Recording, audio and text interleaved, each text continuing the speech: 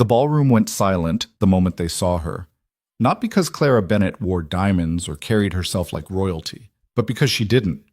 She stood next to Damian Ashford, one of Manhattan's most powerful billionaires, in borrowed elegance, while his ex-fiancee's wedding glittered around them like a calculated insult. Every eye in the room recognized the maid.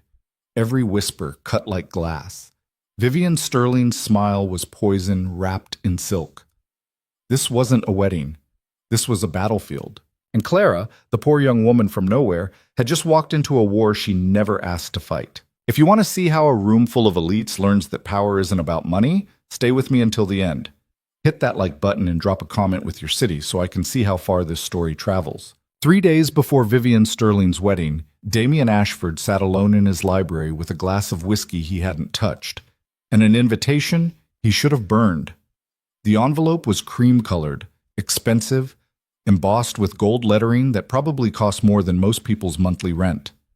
Inside, the words were simple, elegant, and deliberately cruel. You are cordially invited to witness the marriage of Vivian Sterling and Marcus Hale. Witness, not celebrate, not join in happiness. Witness. Damian's jaw tightened as he stared at the card. Vivian knew exactly what she was doing. She always did. Mr. Ashford? The voice was quiet, almost apologetic. Damian looked up to find Clara Bennett standing in the doorway, holding a tray with fresh coffee he hadn't asked for but somehow needed. She wore the same plain gray dress she always wore, her dark hair pulled back in a simple knot, her expression carefully neutral. Clara. He set the invitation down. You don't need to keep checking on me. I know. She stepped inside, setting the tray on the side table. But Mrs. Chen said you skipped lunch, and you have the Parker meeting in an hour. Damian almost smiled. Clara never pushed, never pried, but she noticed everything. In the 8 months she'd worked in his household, she'd become the only person who could be in the same room with him without wanting something. I'll eat later. Clara nodded, turning to leave, but her eyes caught the invitation on his desk. Just for a second. Then she looked away like she'd seen something private she had no right to. You can ask, Damian said. She paused. It's not my business. That's never stopped anyone else in this house. Clara turned back, her expression uncertain. She had a face people underestimated. Soft features, warm brown eyes, the kind of quiet prettiness that didn't demand attention. But there was something steady in the way she held herself, something that didn't bend. Is it someone important? She asked carefully. My ex-fiancée. The words came out flat. She's getting married this weekend. Clara's eyes widened slightly. Oh, yeah. Damian picked up the whiskey glass, reconsidered, set it back down. And she invited me to watch. That's... Clara hesitated. That's cruel. That's Vivian. For a moment, neither of them spoke. Outside, Manhattan stretched gray and cold under March clouds. Somewhere in this city, Vivian Sterling was probably choosing flowers or approving seating charts, orchestrating every detail of a wedding designed to prove she'd won. Are you going? Clara asked. I haven't decided. That was a lie. He'd decided the moment he opened the invitation. He was going because not going would be admitting defeat. He was going because Vivian expected him to show up alone, maybe bitter, definitely diminished. She wanted to parade her happiness in front of him like a trophy. What she didn't expect was for him to play back. Damian looked at Clara, really looked at her. She was watching him with quiet concern, not the calculated sympathy he got from his business associates or the predatory interest he saw at charity galas, just genuine, uncomplicated kindness. An idea formed, reckless, possibly insane. What are you doing Saturday night? He asked. Clara blinked. Laundry, probably. Why? I need a date for the wedding. The silence that followed was profound. Clara stared at him like he'd started speaking another language. I'm sorry, what? A date. Someone to go with me to Vivian's wedding. Damian stood pacing to the window. Everyone there will expect me to show up alone. Wounded pride, unfinished business, all that dramatic nonsense. I'd rather surprise them. Mr. Ashford. Damian. Mr. Ashford, Clara repeated firmly. I'm your housekeeper. I'm aware. I clean your kitchen and organize your daughter's playroom. And you do both excellently. Claire's expression shifted from shock to something closer to panic. You can't be serious. You're one of the richest men in New York. You could bring anyone to that wedding. Models, actresses, literally anyone who belongs at something like that. I don't want someone who belongs, Damien said quietly. I want someone real. I'm real, Clara said, her voice rising slightly. And I'm also completely wrong for this. Those people will eat me alive. Let them try. Clara shook her head, backing toward the door. This is insane. You're asking me to walk into a room full of millionaires and pretend I'm one of them when I can barely make rent on my studio apartment. Do you have any idea how humiliating that would be? For you or for them? The question stopped her. Damien crossed the room, closing the distance between them but keeping it professional. Clara, I'm not asking you to pretend to be something you're not. I'm asking you to stand next to me for one evening while a group of shallow, status-obsessed people remember that their opinions don't matter. They'll whisper. They'll judge. They already do that to everyone. At least you don't deserve it. Clara's hands twisted together, a nervous gesture he'd noticed she made when stressed. Why me? Really? Damien considered lying, dressing it up in strategy or convenience. But Clara had a way of seeing through that kind of thing. Because you're the only person in my life who doesn't want anything from me, he said. You show up, do your job, take care of my daughter when she's here, and you never once ask for more. Everyone else in my world is calculating angles, making plays, measuring what they can extract. You just exist, honestly, and that's rarer than you know. Claire's expression softened, but the fear didn't leave her eyes. I don't have anything to wear to something like that. That's not a problem. I don't know how to talk to those people. Neither do I, half the time. Damien, she caught herself, surprised by the informality. Mr. Ashford, this is a terrible idea. Probably. I'll embarrass you. Impossible. Clara looked at him for a long moment, searching his face for something, reassurance maybe, or a sign that this was all an elaborate joke. When she didn't find it, she sighed. If I say yes, and I'm not saying yes, what exactly would this involve? A dress? A car? A few hours at an overpriced venue watching people congratulate themselves on their wealth? Damien's mouth curved slightly. And maybe, if we're lucky, we'll remind Vivian Sterling that she's not the center of the universe. That's what this is really about, isn't it? Claire asked quietly. You want to make a point. I want to close a chapter. There's a difference. Clara studied him, and Damien found himself hoping she'd see what he needed her to see, that this wasn't about revenge or games, but about finally stepping out from under the shadow of a relationship that had nearly destroyed him. Vivian had left him 18 months ago, right after his daughter Emma was born, because being a billionaire's wife was one thing, but being a billionaire's wife with actual responsibilities was another. She'd walked away from both of them without looking back, and now she wanted him to watch her celebrate moving on. He was done giving Vivian Sterling what she wanted. One evening, Clara said finally. That's all. That's all. And you'll handle everything. The dress, the logistics, whatever else. Already planned. Clara took a shaky breath. This is the stupidest thing I've ever agreed to. Noted. She turned to leave, got halfway to the door, then stopped. Why do I feel like I just signed up for something that's going to change everything? Damien didn't answer because he didn't know how to tell her she was absolutely right. The next morning, Clara arrived at work to find a woman waiting in the foyer.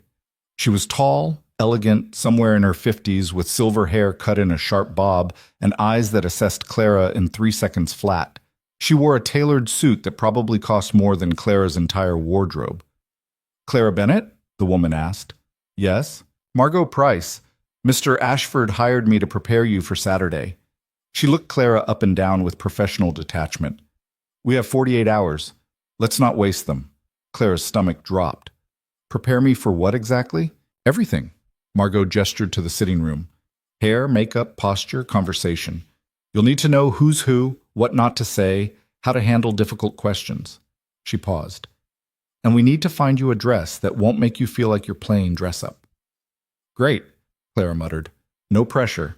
Over the next 2 days, Clara learned more about Manhattan's elite social circles than she ever wanted to know.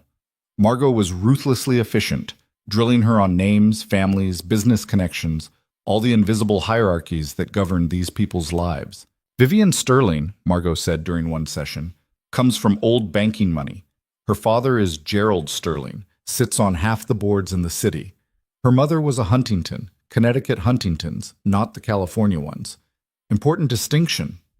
Why? Clara asked. Because these people think it matters. Margot flipped through photos on her tablet. Vivian broke off her engagement to Damien about a year and a half ago. Officially, they cited incompatible life goals. Unofficially, she didn't want to be a mother. Clara remembered Emma, Damien's 3-year-old daughter. She was a quiet child, serious for her age, with her father's dark eyes and a tendency to watch people carefully before deciding if they were safe. That's horrible, Clara said. That's privilege, Margot corrected. Vivian Sterling has never had to choose between what she wants and what's expected of her, because she was raised to want exactly what's expected. When that changed, she left. And now she's marrying someone else. Marcus Hale, venture capitalist, family money from pharmaceuticals. Absolutely perfect on paper. Margot's tone suggested she didn't think much of perfection. The wedding is at the Whitmore estate. 400 guests, probably $250,000 in flowers alone, and every important person in New York society watching. And they're going to be watching me, Clara said quietly. Yes, because I don't belong there. Margot set down her tablet, meeting Clara's eyes directly. You belong anywhere you choose to stand. The trick is convincing yourself of that before you walk in the door.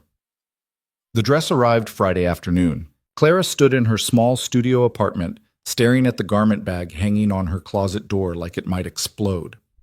She'd told Margot her size, her coloring, her budget concerns, which Margot had immediately dismissed, and now here it was.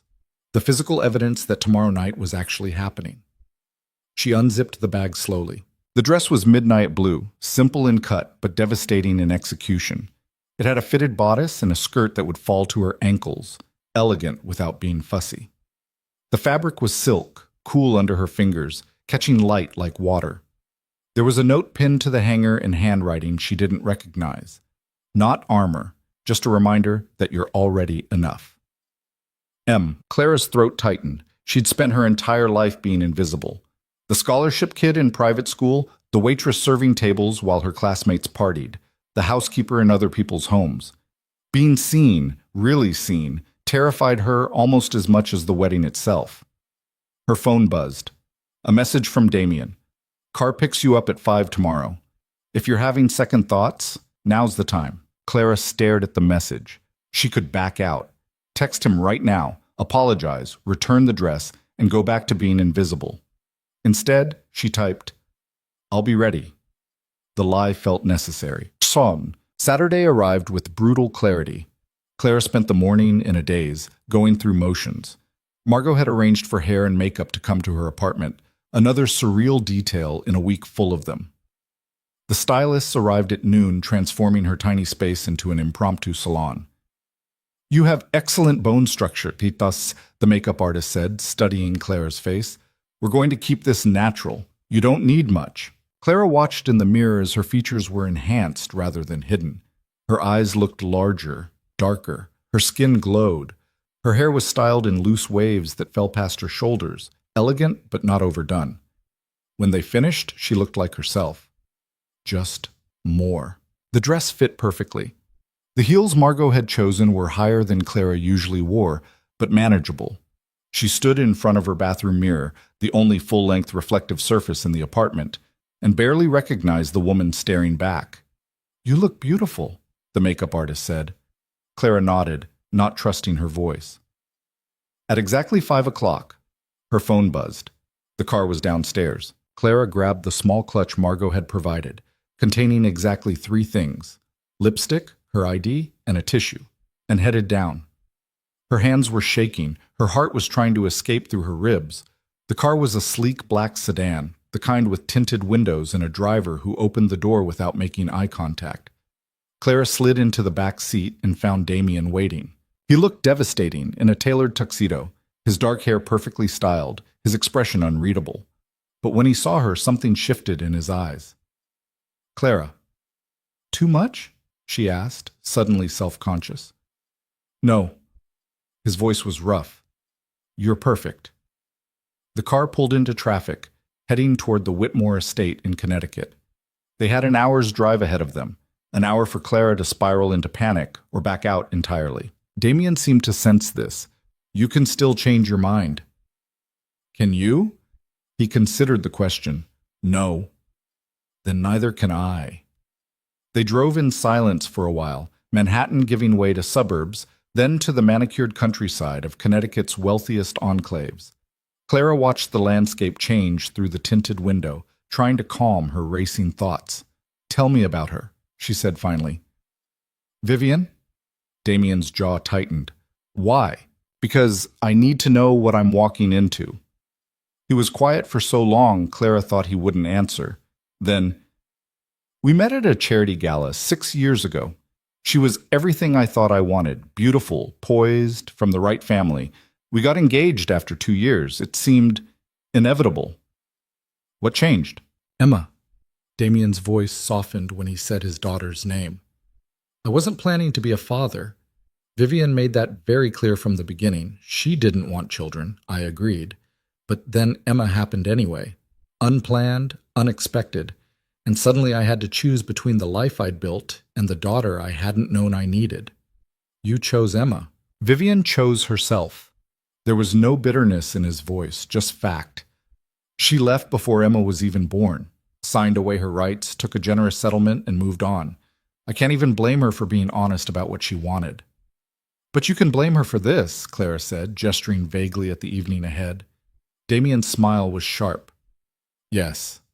This is cruelty disguised as civility. She knows exactly what she's doing. And what are we doing?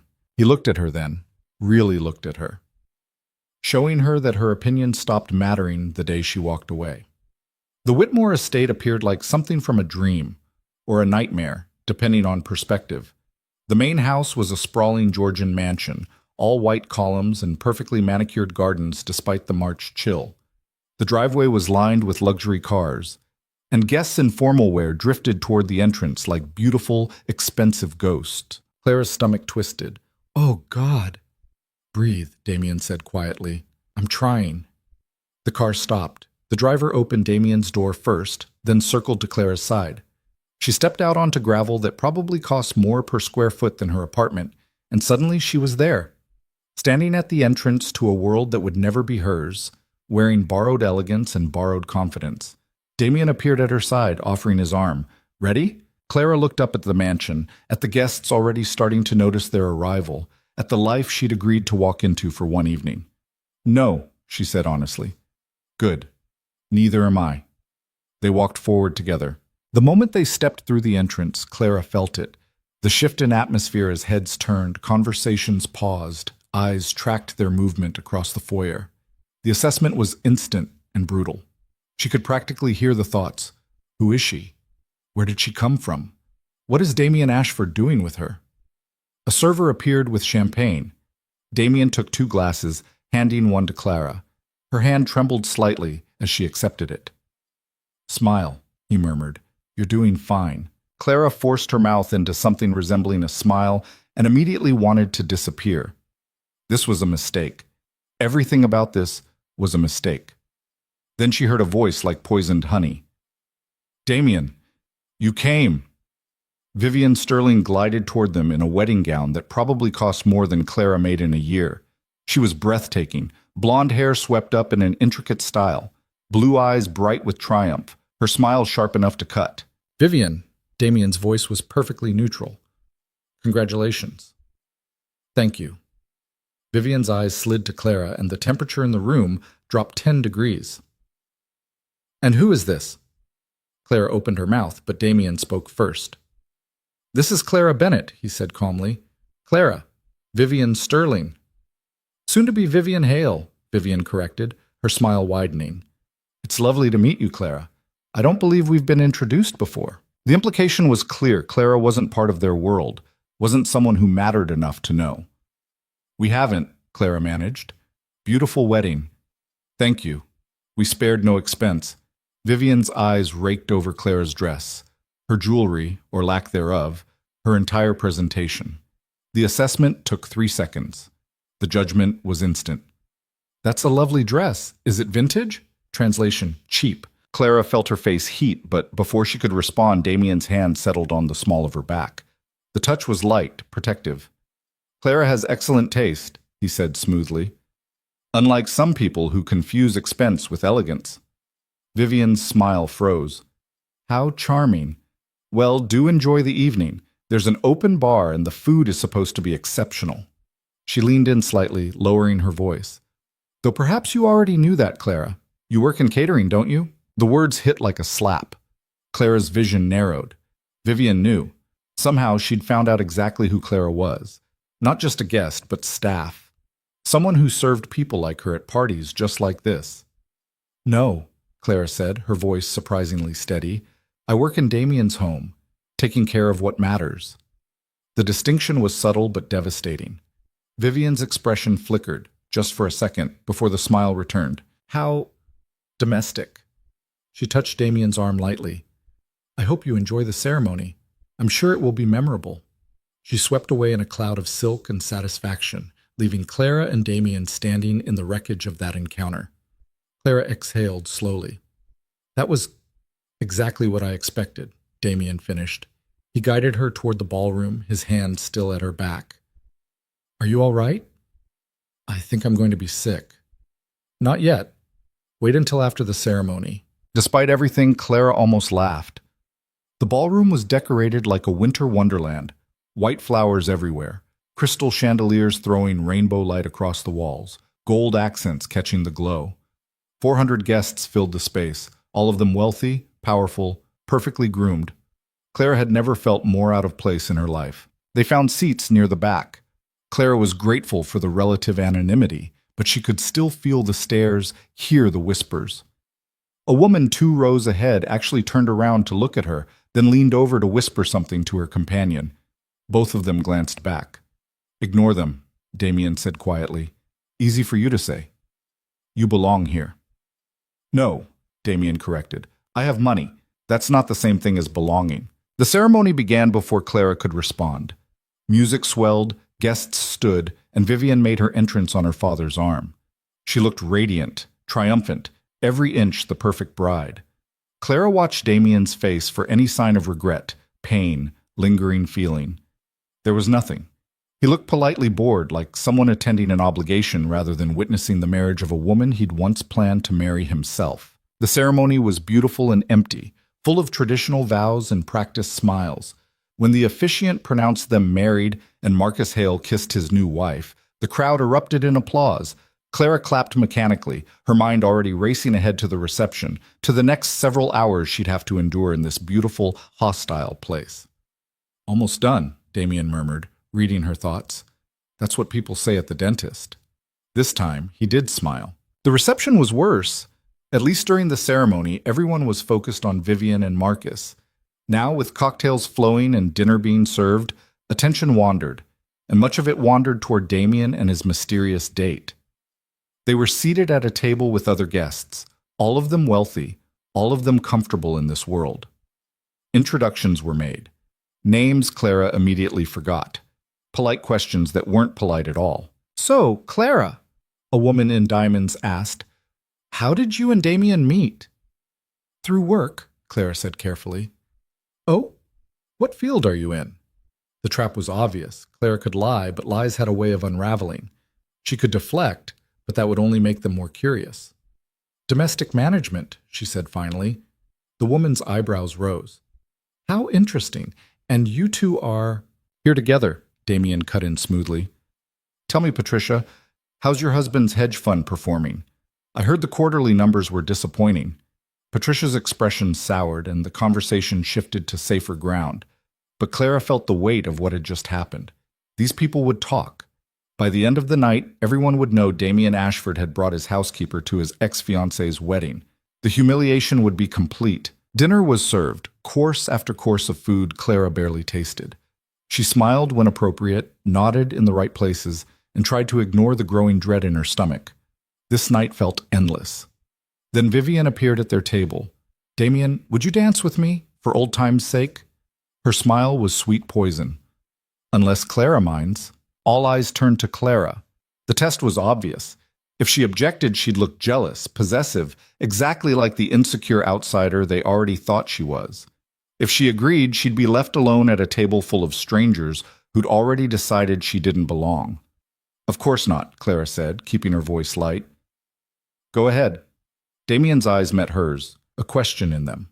She nodded slightly, and he stood, allowing Vivian to lead him to the dance floor. Clara watched them move together, Vivian's hand on Damien's shoulder, his hand at her waist. They looked perfect together, matched in height, in bearing, in the effortless grace of people born into wealth. Everything Clara wasn't. Brave of you, Patricia said from across the table, letting him dance with her. Why wouldn't I? Clara asked. Well, Patricia's smile was sharp. They have history, and you're new. Translation, temporary. Clara forced herself to smile. Everyone's new at some point. She excused herself before Patricia could respond, heading toward the ladies' room more to escape than from any actual need. The hallway outside the ballroom was quieter, less crowded. Clara leaned against the wall, trying to catch her breath. This was a mistake. All of it. She should have stayed home, stayed invisible, stayed in her lane. You look lost. Clara turned to find a young woman watching her. Early 20s, dark hair, kind eyes. She wore a bridesmaid's dress but had the slightly harried look of someone who'd been managing logistics all night. Just taking a breather, Clara said. Smart. These things are exhausting. The woman extended her hand. I'm Sophie, Vivian's cousin. Clara shook it cautiously. Clara, I know. Everyone's talking about you. Sophie's smile was sympathetic rather than cruel. For what it's worth, I think it's brilliant. Vivian's been insufferable about this wedding. Someone needed to remind her the world doesn't revolve around her. I'm not trying to... Sure you are. And good for you. Sophie glanced back toward the ballroom. Vivian treated Damien terribly. She treated everyone terribly. The fact that he moved on, that he's here with someone who actually seems real, she shrugged. It's probably driving her crazy. Clara didn't know what to say to that. Sophie's expression turned serious. Just be careful. Vivian doesn't like being upstaged. And tonight, whether you meant to or not, you're doing exactly that. She disappeared back into the reception, leaving Clara alone with that warning echoing in her ears. When Clara returned to the table, Damien was waiting. He stood as she approached, his expression tight. We're leaving, he said quietly. What? Why? Because I've had enough of this circus, and I'm not subjecting you to it anymore. Relief and disappointment warred in Claire's chest. Damien, we can't just leave. Vivian will think... I don't care what Vivian thinks. His voice was firm. I brought you here to prove a point, but I'm not using you as a prop for their entertainment. Come on. They were halfway to the exit when Vivian's voice rang out across the ballroom. Leaving so soon, Damien? The room went silent. Every conversation stopped. Every eye turned. Vivian stood in the center of the dance floor, her wedding gown gleaming under the chandeliers, her smile sharp as knives. I had hoped you'd stay for the toast. After all, you were almost family. The emphasis on almost was deliberate. Cruel. Damien's hand found Clara's, his grip steady. We have other plans. Congratulations again, Vivian. I hope you and Marcus are very happy. Oh, we will be. Vivian's eyes cut to Clara. It's funny, isn't it? How quickly people move on. Though I suppose when you lower your standards, it's easier to find someone new. The insult hung in the air, brutal and clear. Clara felt her face burn. Around them, guests shifted uncomfortably, waiting to see how this would play out. This was the moment Vivian had orchestrated from the beginning. The public humiliation, the reminder that Clara didn't belong. But before Clara could respond, before Damien could defend her, a small voice in her head, the same voice that had helped her survive every other impossible situation in her life, whispered, Don't give her what she wants. Clara stepped forward, gently releasing Damien's hand. She looked directly at Vivian, and when she spoke, her voice was calm, clear, and completely genuine. You're right, Clara said. Standards do matter. I'm glad you found someone who meets yours. She turned to Damien. Ready? For a moment, no one moved. Then Damien's mouth curved into something close to a real smile. Absolutely. They walked out together, leaving Vivian standing in her perfect wedding, in her perfect dress, with her perfect guests, and absolutely no response. The night air hit Clara like a blessing. She gulped it in, her whole body shaking with adrenaline and terror, and something that might have been triumph. That was, Damien started. Stupid, Clara finished. That was so stupid. I just insulted the bride at her own wedding. You were magnificent, Clara laughed, the sound bordering on hysterical. I'm going to throw up. Please, wait until we're in the car. They made it halfway down the driveway before Clara's legs gave out. She stopped, bending over, hands on her knees, trying to remember how to breathe. Damien's hand settled on her back. Clara, I'm fine. I just need a minute. Take all the time you need. She straightened slowly, looking back at the mansion blazing with light and music and wealth. Inside, 400 people were probably discussing what had just happened, tearing apart every word, every gesture. They're going to destroy me, Clara said quietly. No. Damien's voice was absolute. They're going to try. There's a difference. The car appeared, gliding up the driveway. The driver opened the door and Clara slid inside with relief so profound it nearly brought tears. Damien followed, and the door closed, sealing them away from that world. As they pulled away from the Whitmore estate, Clara watched it disappear through the rear window. She'd survived. Barely, but she'd survived. Thank you, Damien said quietly. Clara turned to look at him. For what? Making a scene at your ex-fiancé's wedding? For being exactly who you are. His expression was serious, open in a way she'd never seen. I brought you tonight because I thought you could handle it. I didn't realize you'd own it. I didn't own anything. I panicked and said the first thing that came to mind. And it was perfect. They drove in silence for a while, Manhattan's lights growing closer.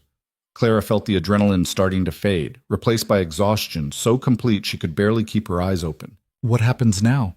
She asked. Damien considered the question. Now we go home. Tomorrow, you go back to your life, and we pretend this never happened. Something in Clara's chest twisted. Of course, this was always temporary.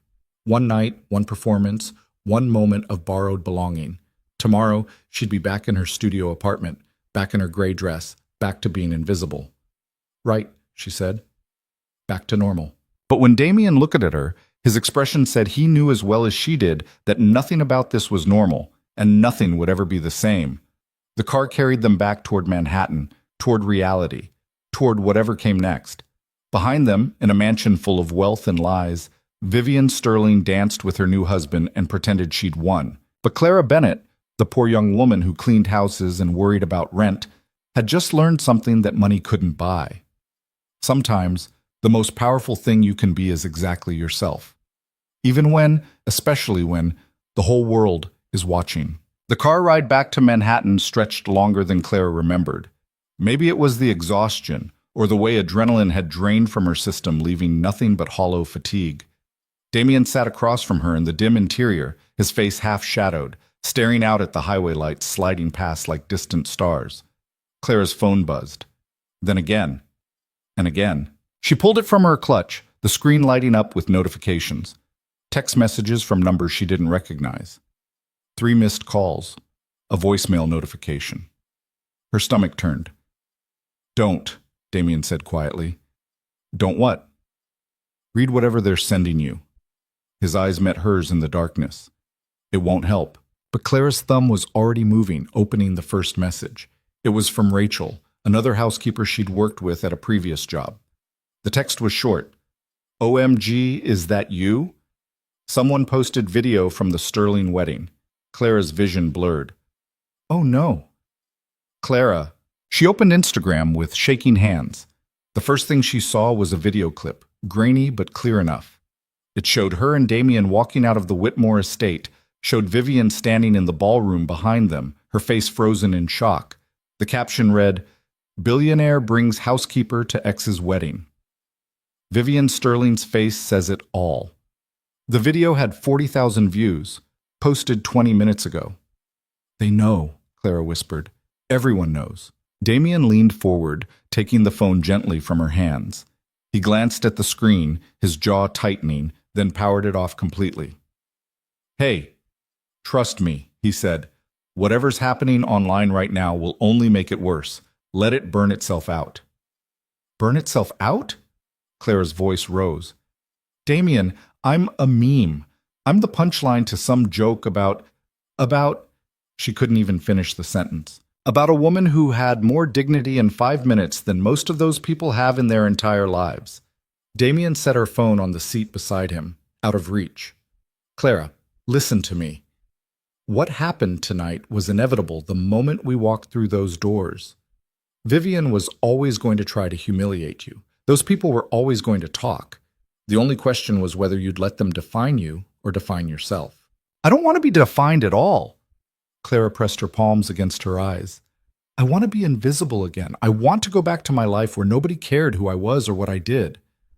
I understand that feeling. Something in his tone made her look up. Damien was watching her with an expression she couldn't quite read. Sympathy, maybe, but also recognition. Like he knew exactly what she meant. Do you? Clara asked. Because from where I'm sitting, you chose this life. The money, the visibility, the constant judgment. I didn't choose any of it. You're right. I chose wealth, but I didn't choose the rest of it. Damien leaned back, his shoulders dropping slightly. My father built the fortune. I inherited the expectations, the scrutiny, the assumption that my entire existence should be public property. Every relationship analyzed, every decision questioned, every mistake documented for entertainment. He paused. You think I wanted that? Clara hadn't thought about it that way. She'd assumed people like Damien were immune to caring what others thought, insulated by money and privilege from the kind of shame that kept her up at night. Then why go tonight? She asked. Why subject yourself to it if you hate it so much? Because sometimes you have to walk through fire to prove it can't burn you anymore. Damien's voice was quiet but firm. Vivian spent 18 months believing she still had power over me, that I was still broken from her leaving, still diminished. Tonight, I proved otherwise. By bringing me. By bringing someone real. He met her eyes. Do you know what these people fear most? Authenticity? It exposes everything they're pretending to be. You walked into that wedding exactly as you are. No pretense, no performance, and it terrified them. Clara wanted to believe that. She wanted to believe her honesty had been strength rather than weakness, that Vivian's cruelty had backfired somehow. But the weight of those 40,000 views sat heavy in her chest. What happens Monday? Clara asked. When I have to face Mrs. Chen and the rest of the staff, and they've all seen the videos, all heard the gossip. Nothing changes. Everything changes, Clara corrected. You know it does. Damien was silent for a long moment. Then he reached across the space between them and took her hand. The gesture was simple, grounding. If anyone gives you trouble, he said, you tell me, immediately. Damien, I can't have you fighting my battles. I'm not fighting your battles. I'm taking responsibility for putting you in a situation you never asked for. His grip tightened slightly. This is on me, Clara. All of it.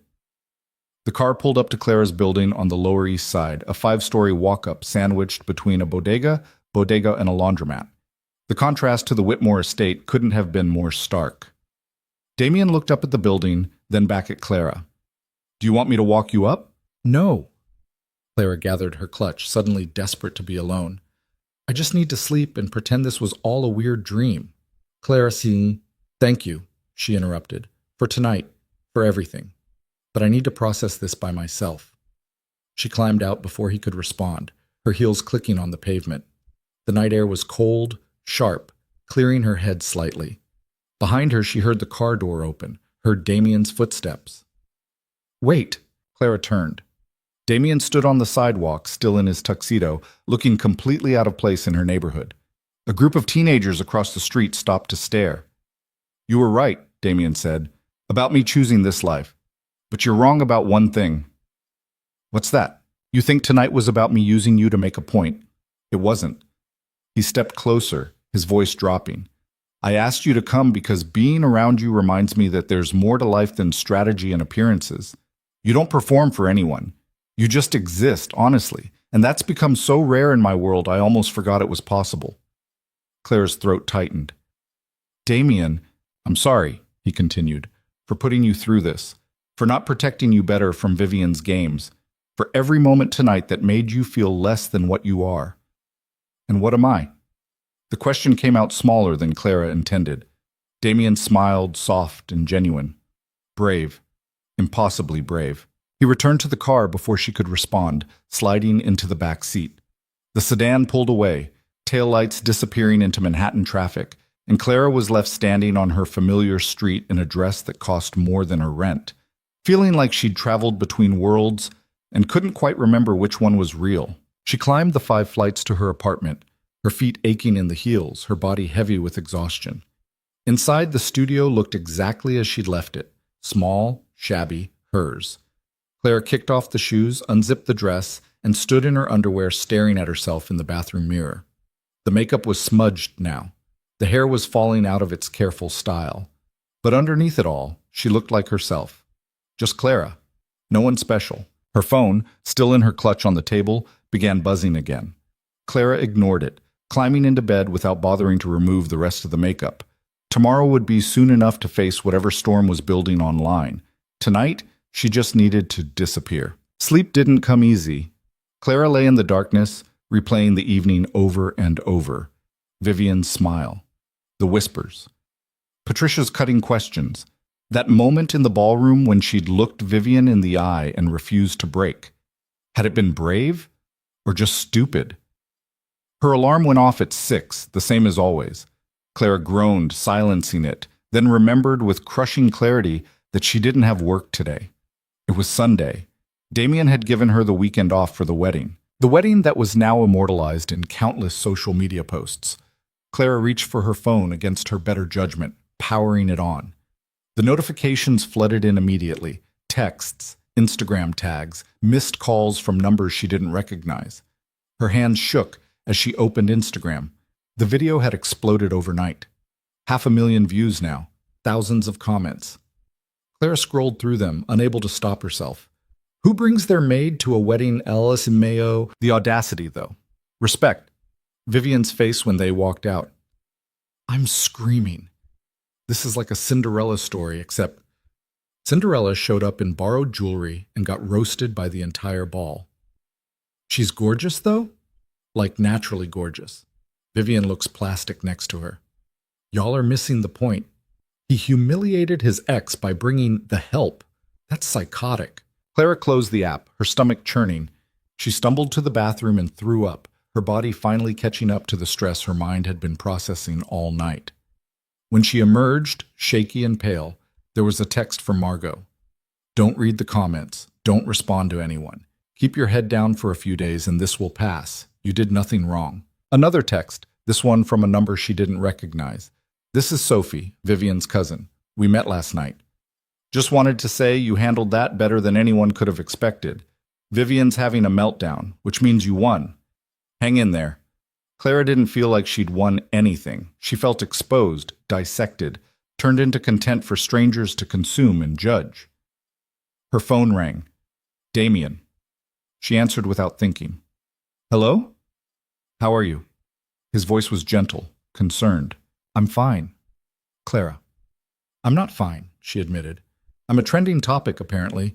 People are calling me everything from brave to pathetic to a gold digger, and I can't stop reading the comments even though I know I should. Give me your address. What? No, Damien, it's Sunday morning. I'm sending a car. Be ready in 30 minutes. For what? Trust me. He hung up before she could argue. Clara stared at her phone in disbelief, then at her apartment, then at her reflection in the window. She looked terrible. Makeup smudged, hair destroyed, eyes red from crying and lack of sleep. 29 minutes later, she was showered, dressed in jeans and a sweater, makeup removed, looking almost human again. The buzzer rang right on time. Clara grabbed her coat and headed downstairs, half expecting paparazzi or worse. Instead, she found a different car than last night, smaller, more discreet, with a driver who handed her a coffee and a paper bag. Mr. Ashford said you probably skipped breakfast, the driver said. Inside the bag was a croissant from her favorite bakery 3 blocks away. Clara hadn't mentioned that bakery to anyone. Damien must have asked Mrs. Chen. The car drove north, out of the city, into Westchester County. Clara watched the scenery change, sipping her coffee, trying not to think about where they were going or why. When they finally pulled up to a sprawling estate hidden behind iron gates and tall trees, her stomach dropped. This is Damien's house? She asked. One of them, the driver said. The main residence. Clara had worked in Damien's Manhattan penthouse, the one he used during the week when Emma stayed with her maternal grandmother. She'd never been to the family home. Never needed to be.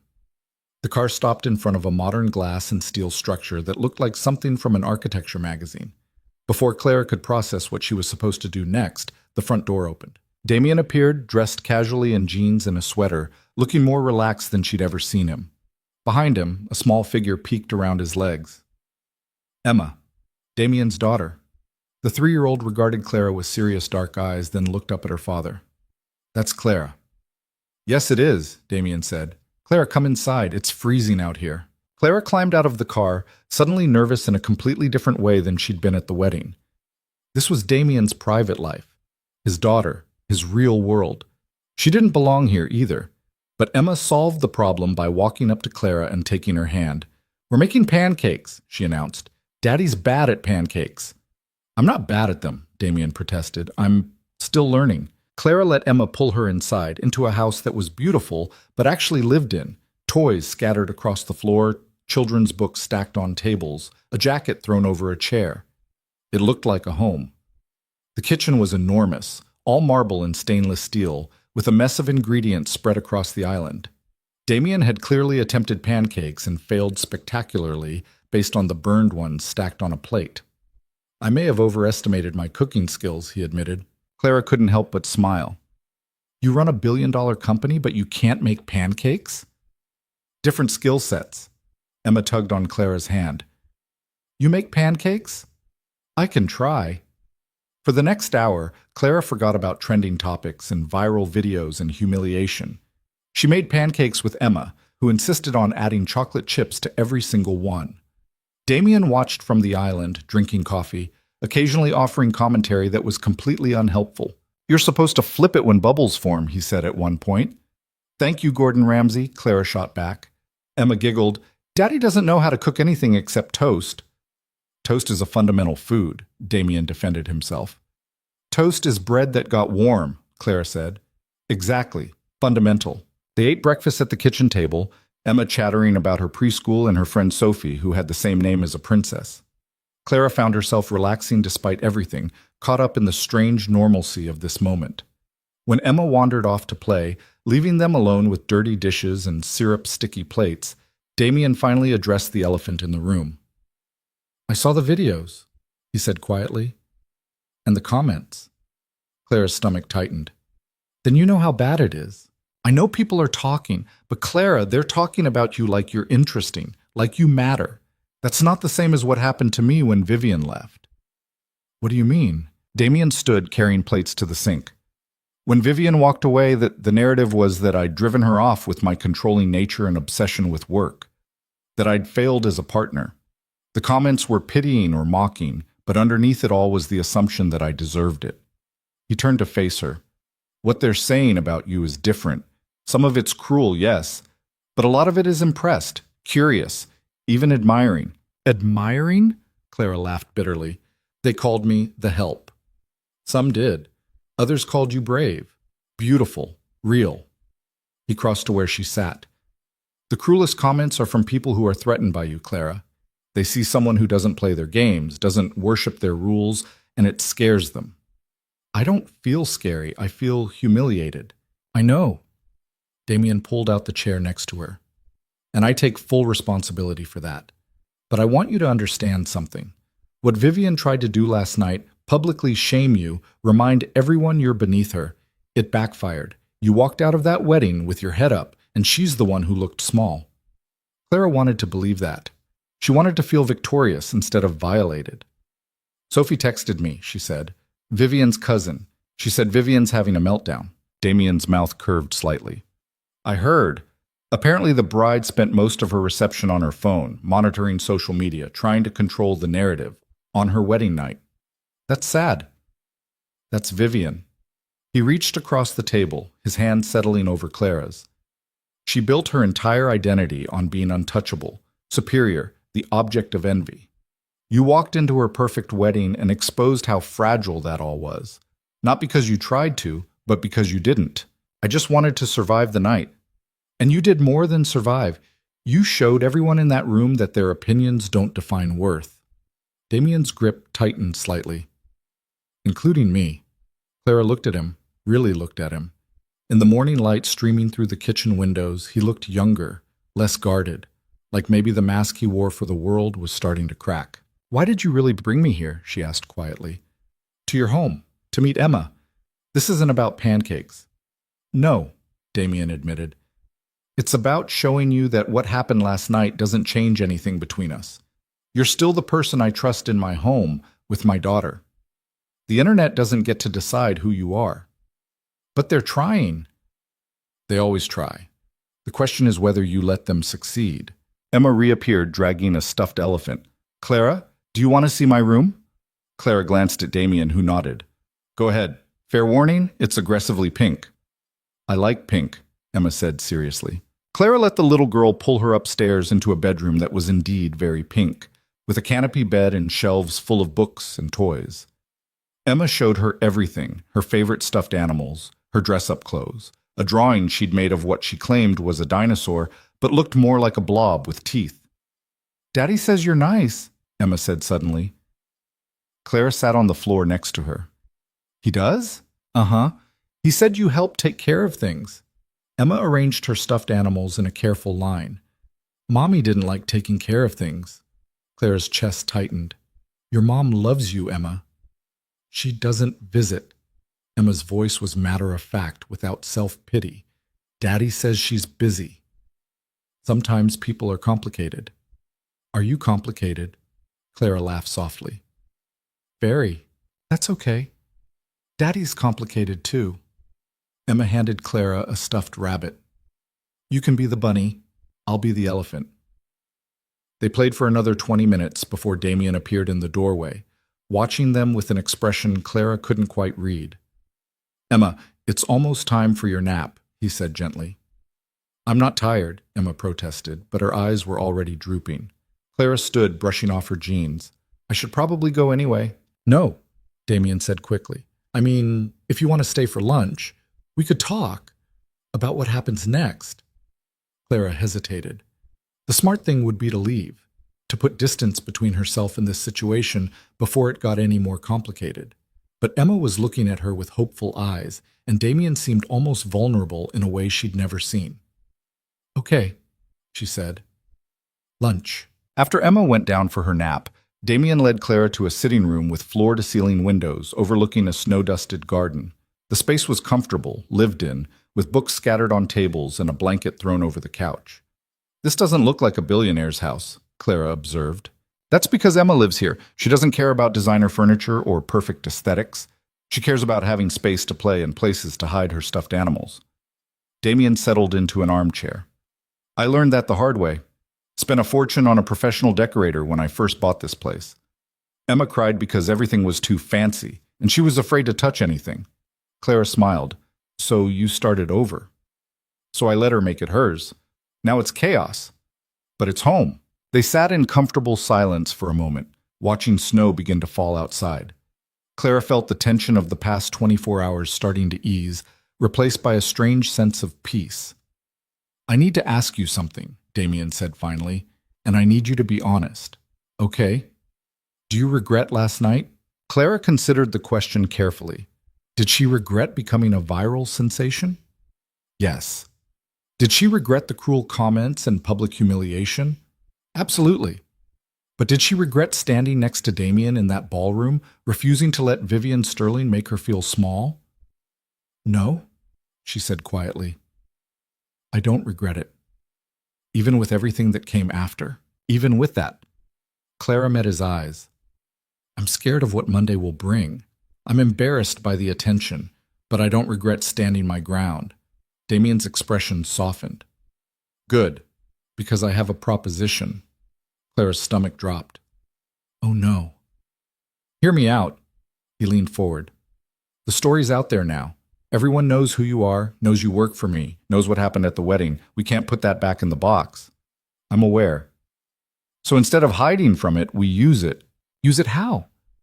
Vivian spent years building an image of herself as Manhattan's golden girl. Perfect, untouchable, envied by everyone. Last night you cracked that image just by being yourself. People are interested in you now, Clara. They want to know your story. Clara stood abruptly. No, absolutely not. Just listen. You want me to what? Give interviews? Tell everyone about my struggling single mother and my student loans and my studio apartment so they can feel better about their own lives? Clara's voice rose. I'm not performing my poverty for entertainment, Damien. That's not what I'm suggesting. Then what are you suggesting? Damien stood too, closing the distance between them. I'm suggesting you stop hiding. Stop apologizing for who you are and where you came from.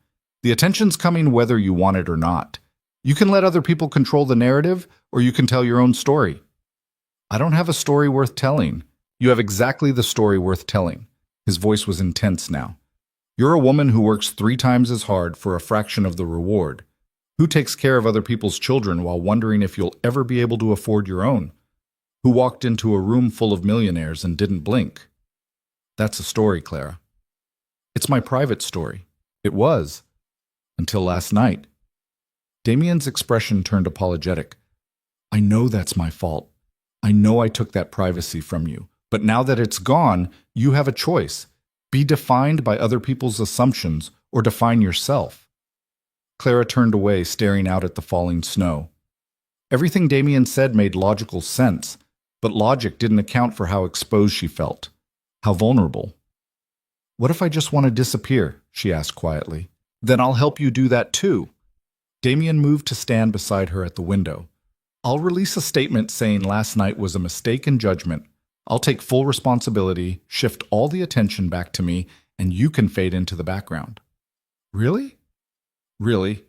Whatever you need, Clara. This is your decision. Clara watched the snow fall, coating the garden in white. A blank slate. She thought about her studio apartment, her overdue bills, the careful invisibility she'd cultivated her entire life. Then she thought about standing in Vivian Sterling's ballroom, looking her in the eye, refusing to be diminished. If I did this, she said slowly, if I decided to stop hiding, what would that actually look like? Damien's face brightened slightly. Controlled visibility. A single interview, maybe, with someone reputable. You tell your story on your own terms. Then you go back to your life, but on solid footing instead of defensive ground. 1 interview. 1. And I'll be there if you want me to be. Clara turned to face him. And after that? After that, people will move on to the next scandal, but they'll remember you as the woman who didn't apologize for existing. He paused. For what it's worth, that's already how I see you. Clara's throat tightened. She wanted to say something meaningful, something that acknowledged what he was offering, not just a solution to the current problem, but a kind of partnership, a mutual respect. Instead, she said, Your pancakes really were terrible. Damien laughed, the tension breaking. I warned you. They spent the rest of the afternoon at the house, talking through possibilities, strategies, worst-case scenarios. When Clara finally left, the sun was setting, and she felt something she hadn't felt in years. Hopeful. The car dropped her at her apartment building as darkness fell. Clara climbed the 5 flights, unlocked her door, and stepped into her small, familiar space. It looked the same as it had that morning, but something fundamental had shifted. She picked up her phone, opened Instagram, and for the first time since the videos started circulating, she didn't feel the urge to hide. The comments were still there, cruel and kind in equal measure, but they felt less personal now, less like verdicts and more like noise. Clara opened her messages and typed, I'm in, 1 interview, my terms. Damien's response came within seconds. I'll set it up. Thank you for trusting me. Clara set the phone down and looked around her apartment, at the peeling paint and the too small kitchen and the windows that faced a brick wall. This was her life. Not glamorous, not enviable, but real. And for the first time, she wasn't ashamed of it. Outside, Manhattan hummed with life, millions of people living their own private stories. Tomorrow, Clara would become part of the public conversation, whether she liked it or not. But tonight, she was just herself. And somehow, that felt like enough. The interview was scheduled for Wednesday afternoon at a neutral location, a private room in a boutique hotel in Midtown. Damien had arranged everything through his publicist, vetting journalists until they found someone Clara actually trusted, Michelle Park, a features writer known for nuanced profiles rather than tabloid hits. Clara spent Monday and Tuesday in a fog of preparation. Margot returned, this time focusing less on appearance and more on messaging. They sat in Clara's tiny apartment, running through potential questions, discussing boundaries, figuring out what Clara was willing to share and what remained off limits. "They'll ask about your background," Margot said, making notes on her tablet. "Family, education, how you ended up working for Damien." "Do I have to answer all of that?" "You don't have to answer anything, but evasion reads as hiding something." Margot looked up. "The truth is usually less interesting than what people imagine anyway." Clara thought about her mother, working double shifts as a nurse until the cancer made that impossible. Her father, who'd left when she was 6 and sent birthday cards until she turned 12. Then nothing. The scholarships that got her through college, but not the debt that came after. "My life isn't a tragedy," Clara said. "It's just ordinary struggle." "That's exactly what makes it relatable." Margot set down her tablet. "Most people aren't billionaires or socialites. They're trying to make rent and keep their heads above water. You represent them, whether you want to or not." "I don't want to represent anyone. I just want to stop being a meme." "Then tell your story before someone else tells it for you." On Tuesday night, Clara couldn't sleep. She lay in bed scrolling through her phone, watching the narrative shift in real time. New videos had emerged from the wedding. Someone had captured Vivian's expression when Clara and Damien left, frozen in something between rage and disbelief. That clip had gone even more viral than the original. The comments were evolving too. What started as mockery had fractured into debate. Some people called Clara opportunistic, a social climber using Damien for status. Others defended her, pointing out she'd done nothing wrong except exist in a space where people like her weren't usually welcome. A few astute observers noted that Vivian's cruelty had backfired spectacularly, turning public opinion against the bride on her own wedding day. Clara found herself reading one comment over and over. "Everyone's so busy judging this woman, they're missing the point." She didn't ask to go viral. She just went to a wedding and refused to be treated like trash. That's not a crime. She screenshotted it, not sure why. Wednesday morning arrived too fast. Clara dressed carefully in clothes Margot had selected. A simple navy dress, modest heels, minimal jewelry. The goal was to look put together without appearing like she was trying too hard. She stared at herself in the bathroom mirror and saw a stranger wearing her face. The car arrived at noon. Damien had offered to ride with her, but Clara declined. She needed to do this part alone, needed to walk into that room as herself rather than as someone's plus one. The hotel was discreet, expensive in that understated way that signaled real money rather than flashy wealth. A publicist met Clara in the lobby, a woman named Andrea with kind eyes and a firm handshake. "Michelle's already here," Andrea said as they walked toward the elevators. "She's good people, I promise. Just be honest. If a question makes you uncomfortable, say so. You're in control of this conversation." Clara nodded, her throat too tight to speak. The room was on the 8th floor, a suite converted into a makeshift interview space. Soft lighting, comfortable chairs arranged to face each other, a camera on a tripod that made Clara's stomach drop. "You're recording this?" "Just for fact-checking," Andrea assured her. "Michelle works from notes, but the recording protects both of you. Makes sure nothing gets misquoted." Michelle Park stood when Clara entered. She was younger than Clara expected, maybe late 30s. With short black hair and an easy smile. She wore jeans and a blazer, nothing intimidating. "Clara, thank you for doing this." Michelle extended her hand. "I know this whole situation has been overwhelming." That's one word for it. "I promise I'm not here to make it worse." Michelle gestured to the chairs. "Why don't we sit, get comfortable, and just talk? No agenda, no gotchas. I want to understand your side of what happened." Clara sat, her hands twisting in her lap. Andrea positioned herself off to the side, present but unobtrusive. The camera's red light blinked on. "So," Michelle began, settling into her chair with a notepad, "let's start with the obvious question everyone's asking. How did you end up at Vivian Sterling's wedding?" Clara took a breath. "Damien asked me to go with him." "And you said yes." "Eventually. I said no first, actually. Several times." Michelle's eyebrows rose. "Why?" "Because I knew exactly how it would look." "I'm not stupid." Clara's voice came out sharper than intended. "I knew people would judge, would assume things, would turn it into something it wasn't." "Which was?" "A favor. Damien needed someone he could trust in a hostile environment. and apparently I was the only person who fit that description. That's interesting phrasing, hostile environment. Michelle leaned forward slightly. Did you know going in that Vivian had invited him specifically to humiliate him? I suspected. You don't invite your ex-fiancé to your wedding unless you're trying to prove something. And what do you think she was trying to prove? Clara considered the question. That she'd won. That she'd moved on to something better, and Damien was still stuck in the past. Was he? Stuck in the past? No. Clara's answer was immediate, certain. He was done with her long before that wedding. This was about closing a door she kept trying to wedge open. Michelle made a note. Tell me what it was like walking into that room. The Whitmore estate, 400 guests, all of them from a world you don't typically inhabit. Terrifying, Clara laughed without humor. I've worked events like that before. Serving drinks, clearing plates. Being on the other side of it felt surreal. Everyone was watching, judging, calculating who I was and why I was there. How did that feel?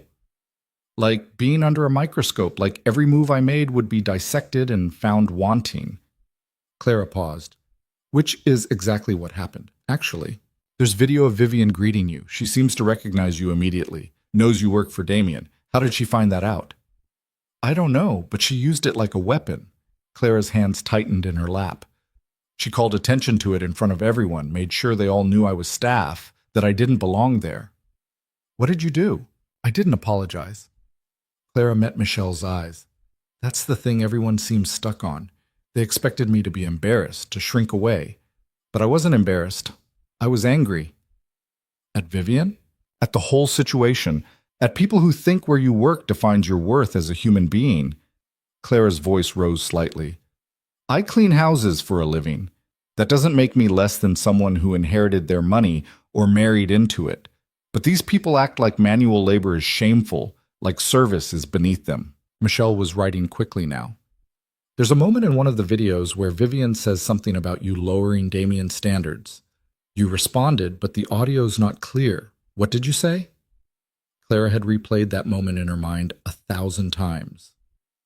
I said standards do matter, and I was glad she found someone who met hers. It wasn't clever. It was just honest. It shut down the entire room. It surprised people. They expected me to fight back or break down. I just refused to play the game. Michelle studied her for a moment. You've become something of an accidental spokesperson for working-class dignity. How does that sit with you? Uncomfortably. Clara shifted in her chair. I didn't ask to represent anyone. I just wanted to survive one night without losing myself in the process. But you did more than survive. You walked out of that wedding with your head up, leaving Vivian looking petty and cruel. That resonated with people. I'm glad it resonated. I'm less glad it went viral. Clara's frustration bled through. Everyone wants to turn this into some fairy tale narrative. Poor girl shows up rich people, but that's not what happened. I went to a wedding, got insulted, responded with basic human dignity, and left. That shouldn't be remarkable. But it was. Why do you think that is? Clara considered the question carefully. Because we've normalized cruelty. We've turned wealth into a virtue and struggle into a character flaw. So when someone refuses to accept that hierarchy, it feels revolutionary even though it shouldn't. Michelle smiled. That's going to make a great pull quote. They talked for another hour, covering everything from Clara's background to her relationship with Damien to what she planned to do next. Michelle asked about Emma, and Clara's expression softened immediately. She's the best part of my job, Clara said. She doesn't care about money or status. She just wants someone to play dinosaurs with her and make sure her stuffed animals are tucked in properly. Does she know about the wedding? About what happened? She knows I went to a party with her dad. That's all she needs to know. And Damien? How would you describe your relationship with him? Clara hesitated, choosing her words carefully. He's my employer, but he's also become someone I respect. He's a good father, which matters more than anything else. Are you in love with him? The question landed like a punch. Clara blinked, her mind going blank. What? It's what everyone's speculating about. The billionaire and the housekeeper, the fairy tale romance. Are you two together? No? Clara's answer was immediate, emphatic. That's not what this is about. But could it be? In the future? Michelle, Clara leaned forward. I need you to hear this clearly. Damien Ashford is my boss. He pays my salary. That's the entire extent of our relationship. Yes, I respect him. Yes, he's been kind to me through this nightmare. But I'm not auditioning to be the next Mrs. Ashford, and he's not looking for a replacement for Vivian. Then what are you looking for? The question caught Clara off guard. What was she looking for? A week ago, the answer would have been simple: stability, rent money, invisibility. Now everything felt uncertain. I'm looking to survive this with my dignity intact, Clara said finally. I'm looking to go back to my normal life without everyone treating me like a cautionary tale or a charity case. I'm looking to be left alone. Michelle made a final note, then set down her pen. I think we have everything we need. Thank you, Clara. This was illuminating. When will it publish? Friday morning. I'll send you a draft Thursday night for fact-checking. You'll have veto power over anything you're uncomfortable with. Clara nodded, exhausted. Andrea appeared with water, with reassurances, with logistics about follow-up and damage control. Clara heard maybe half of it, her mind already spinning ahead to Friday, to the moment this interview would go live and the cycle would start all over again. She left the hotel through a side entrance to avoid photographers who'd somehow learned about the interview. The car was waiting, and Clara climbed in gratefully, desperate for the privacy of tinted windows. Her phone rang immediately. Damien. How did it go? He asked. I don't know. I think okay. Clara pressed her fingers to her temples. She asked if we're dating. A pause. What did you say? I said no, obviously. Obviously. Another pause, longer this time. Clara, are you free tonight? Why?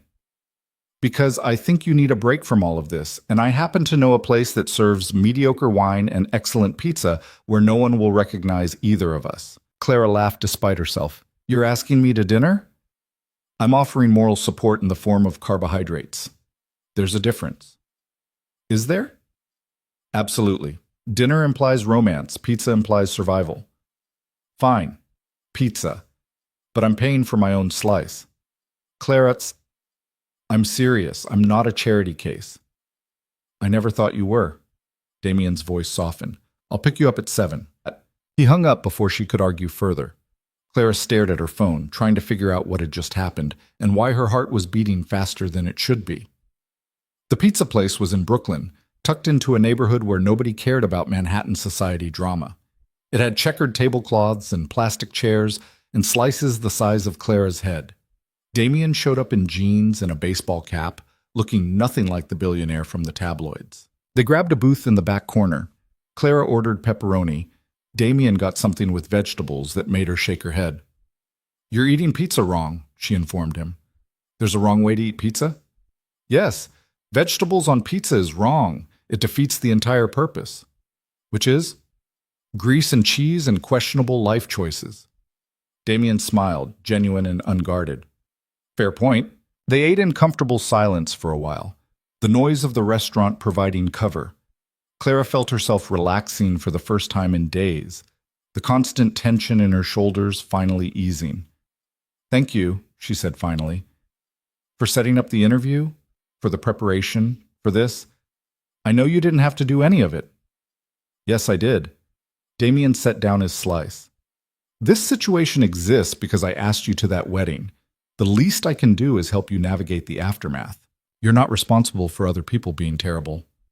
No, but I'm responsible for putting you in a position where their terribleness could reach you. He met her eyes. I meant what I said Sunday. This is on me. Clara studied him across the table. He looked tired, she realized. Not physically exhausted, but emotionally worn, like someone who'd been holding up a facade for too long and was finally letting it slip. Can I ask you something? Claire said. Always. Why did you really ask me to that wedding? And don't give me the prepared answer about trust and authenticity. What was the real reason? Damien was quiet for a long moment, his expression unreadable. Then he sighed, running a hand through his hair in a gesture Clara recognized as his tell when he was about to say something difficult. Vivian called me 2 weeks before the wedding, he said quietly. Left a voicemail.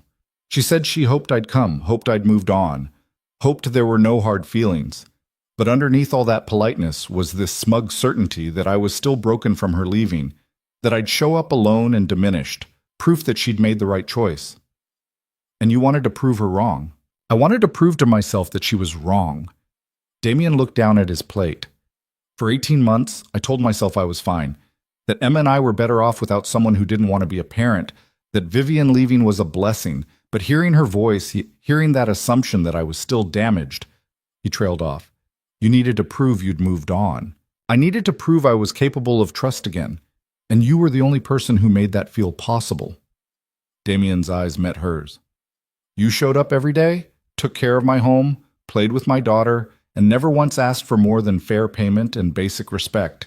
In my world, that's extraordinary. Claire's throat tightened. That's just called being a decent person.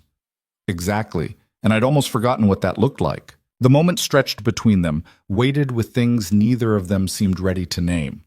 Clara broke eye contact first, focusing on her pizza like it was the most fascinating thing in the world. The interview publishes Friday, she said, desperate to change the subject. Michelle seemed fair, but who knows how it'll actually turn out? It'll be fine, you were honest, which is more than most people manage in those situations. I told her we're not dating. I heard. Damien's tone was careful, neutral. She asked directly. I couldn't exactly lie. I wouldn't want you to. Clara looked up. Would you? Want me to lie, I mean. The question came out before she could stop it, too revealing, too vulnerable. Damien's expression shifted, something complicated flickering across his features. Clara. Her phone exploded with notifications, the sudden buzzing loud enough to startle them both. Clara grabbed it, her stomach sinking as she saw the flood of messages, tags, alerts. What is it? Damien asked. Clara opened Instagram with shaking hands. The top post on her feed was a photo she hadn't seen before, her and Damien in the pizza place, right now, taken from across the restaurant. The caption read, Date night? Damien Ashford and his mystery woman spotted in Brooklyn. Romance or damage control? Posted 3 minutes ago. Already thousands of likes. We're not even safe here, Clara whispered. Damien reached across the table, taking her phone gently. He looked at the post, his jaw tightening, then powered the phone off. Come on, he said, standing. We're leaving. But we haven't finished. I don't care about the pizza. He pulled out his wallet, dropped cash on the table, way too much, and held out his hand. Trust me. Clara took his hand because she didn't know what else to do. They left through the kitchen, Damien somehow knowing exactly where the back exit was. Outside, he led her down an alley, through a series of turns that suggested he'd done this before. Where are we going? Clara asked. Somewhere they can't follow. They ended up in a small park, barely more than a playground and some benches, empty in the late evening chill. Damien finally stopped, releasing Clara's hand. I'm sorry, he said. I thought we'd be safe in Brooklyn. I didn't think... It's fine. It's not fine. You can't even eat pizza without being photographed and analyzed.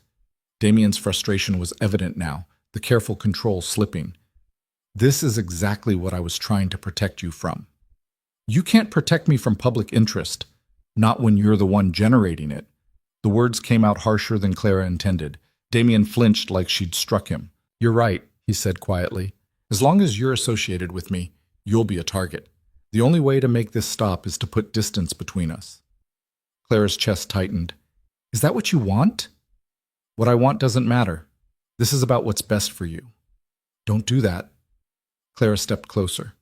Don't make decisions for me based on what you think I can handle. I'm an adult, Damien. If I wanted to walk away from this situation, I would. Then why haven't you? The question hung between them, too honest, too direct. Clara struggled to find an answer that wouldn't reveal too much, wouldn't cross lines they'd been carefully avoiding.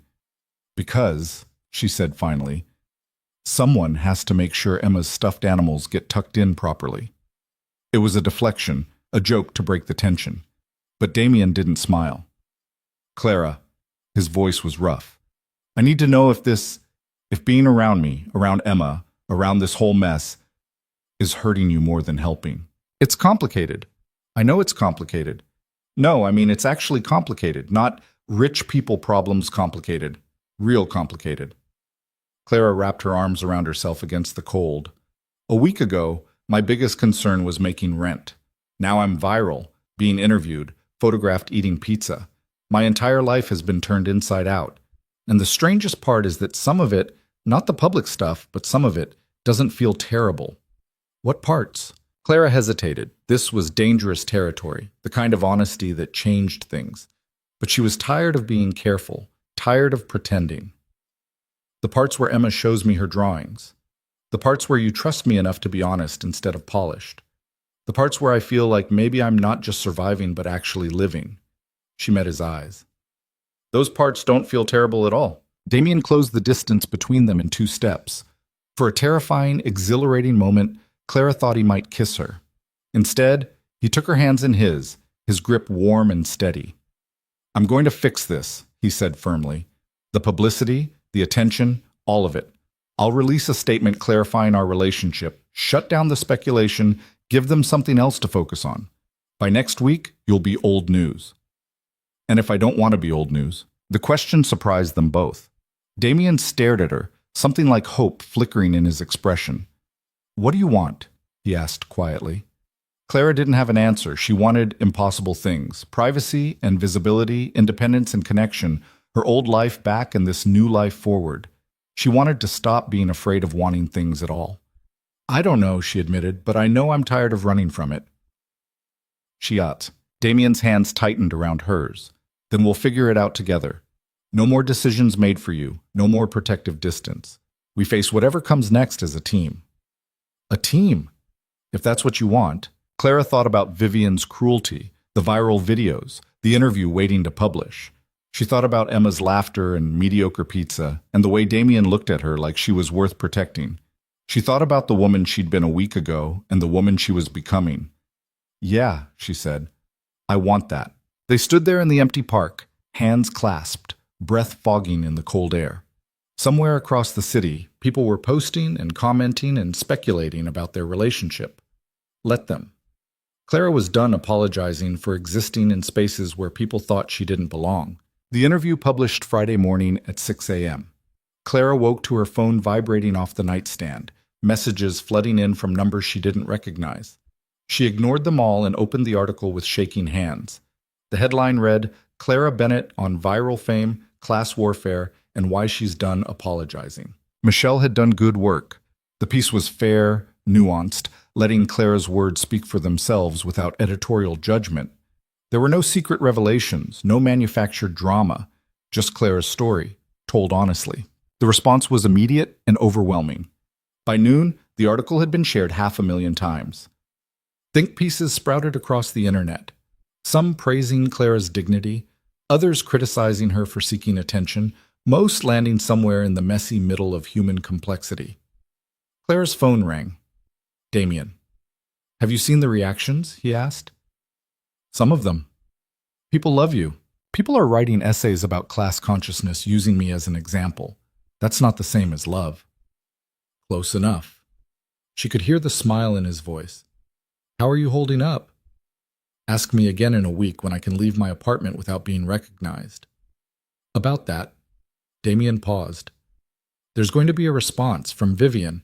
Her publicist reached out to mine this morning asking for comment on the article." Clara's stomach dropped. "What kind of response?" "I don't know yet, but I wanted you to hear it from me first." Another pause. "Whatever she says, whatever narrative she tries to spin, we handle it together. Remember?" "Together," Clara repeated. Vivian's statement dropped at 3 p.m., released through her publicist in a carefully worded press release. Clara read it 3 times, each pass making her angrier. "While I wish Clara Bennett nothing but happiness, I'm disappointed to see a private event being used for public attention. My wedding was meant to celebrate love and commitment, not become fodder for viral content. I hope everyone can respect that some moments should remain sacred and private." The subtext was clear. Clara had exploited the wedding for fame. Vivian was the victim of attention she never wanted. It was masterful manipulation, painting herself as above the fray while subtly destroying Clara's credibility. The comments on Vivian's statement were brutal. Half the internet turned on Clara immediately, calling her opportunistic, fake, a social climber who'd used Damien and the wedding for her 15 minutes. Clara sat in her apartment watching the narrative shift in real time, feeling powerless to stop it. She'd told her truth, but Vivian's version was prettier, more palatable. The wrong bride versus the calculating housekeeper. Her phone rang again. This time it was Sophie, Vivian's cousin. Don't believe a word of it, Sophie said immediately. Vivian's having a complete breakdown. She spent her honeymoon fighting with Marcus about the publicity, monitoring social media constantly. This statement is pure damage control. It's working. It won't. Not once people see what I'm about to release. Clara sat up straight. What are you releasing? A video from the wedding. Something Vivian doesn't know exists. Sophie's voice was grim. I'm her cousin, but I'm also done watching her destroy people for her own ego. This ends today. Sophie, wait. It's already uploaded. Should go live in about 10 minutes. I just wanted you to know it's coming. Sophie paused. And Clara? I'm sorry. For her, for all of this. You didn't deserve any of it. She hung up before Clara could respond. 10 minutes later, a new video appeared on Sophie's Instagram, time-stamped from the wedding reception. It showed Vivian in a private room, talking to two of her bridesmaids. The audio was crystal clear. Did you see her dress? Vivian's voice was sharp, cruel. Damien actually thought bringing his maid would embarrass me, as if I care who he scrapes off the street. She seemed nice, one bridesmaid offered weakly. She's staff. She probably saw this as her big break, chance to land a billionaire. Vivian laughed, the sound cutting. I almost feel sorry for her. She has no idea how disposable she is. The video ended. The fallout was instantaneous. Within an hour, Vivian's statement had been completely undermined. People who'd defended her 5 minutes ago were now calling her out for the hypocrisy. The narrative flipped again, this time decisively in Clara's favor. Clara watched it happen from her couch, numb with exhaustion and something that felt like hollow victory. She'd been vindicated, sure, but at what cost? This had spiraled so far beyond a simple wedding attendance, becoming a full-scale public dissection of everyone involved. Her phone rang. Damien, again. I'm coming over, he said. You don't have to. I'm already in the car. Buzz me up in 5 minutes. He arrived carrying takeout and a bottle of wine that probably cost more than Clara's monthly grocery budget. She let him in without argument, too tired to protest. They sat on her worn couch eating Chinese food straight from the containers, not bothering with plates or conversation. The silence was comfortable, grounding. It's over, Damien said finally. Vivian's done, no coming back from that video. I didn't want it to end like this. How did you want it to end? Clara considered the question. I wanted her to realize that cruelty has consequences, that you can't treat people like they're beneath you without it eventually mattering. But I didn't want her destroyed. That's the difference between you and her. Damien set down his container. She would have destroyed you without a second thought. You're worried about being fair to someone who showed you no fairness at all. That doesn't make me better, just different. It makes you better. His voice was firm. Trust me on that. They finished eating in silence. Clara's phone had finally stopped buzzing, the news cycle moving on to analyze the next scandal. Tomorrow there would be more think pieces, more commentary, more strangers with opinions about her life. But tonight, she had mediocre Chinese food and decent company, and the strange sensation of having survived something she never should have had to endure in the first place. What happens now? Clara asked. Damien looked at her, his expression unguarded. Now we figure out what comes next. For both of us. Together? If you'll have me. Clara smiled, surprising herself. Yeah, I think I will. Outside her window, Manhattan hummed with its usual chaos. Inside, two people who'd been thrown together by circumstance and survived by choice sat in comfortable silence, figuring out how to build something real from the wreckage of other people's expectations. It wasn't a fairy tale. It was messier than that, more complicated, more human. But it was theirs. The next morning, Clara woke to silence. No buzzing phone, no flood of notifications, no cameras waiting outside her building. The internet had moved on, chasing fresher scandals, and she was left in the strange vacuum that followed viral fame. She lay in bed staring at the ceiling, trying to figure out what normal was supposed to look like now. 2 weeks ago, she'd had a routine. Wake up, work, worry about money, sleep, repeat. That life felt impossibly distant, like something that had happened to someone else. Her phone rang at 8. Mrs. Chen. Clara's stomach dropped. She hadn't been to Damien's penthouse since the wedding, hadn't faced the rest of the staff, hadn't dealt with the awkwardness of being the household's most famous employee. "Clara?" Mrs. Chen's voice was brisk, professional. "Mr. Ashford asked me to call. He needs you at the Westchester house today. Emma's asking for you." "I can come to the penthouse instead." "No need. He'll send a car at 10. A pause. "Clara, for what it's worth, we're all glad you stood up for yourself. That Sterling woman had it coming." The unexpected support made Clara's throat tight. "Thank you. Just don't let all this nonsense go to your head. You still work for a living, same as the rest of us." Clara smiled. "Yes, ma'am." The car arrived exactly at 10, and Clara found herself back on the road to Westchester, watching the city give way to suburbs. She'd brought a change of clothes, unsure if she was expected to work or just visit. The distinction felt important somehow, a line she needed to understand.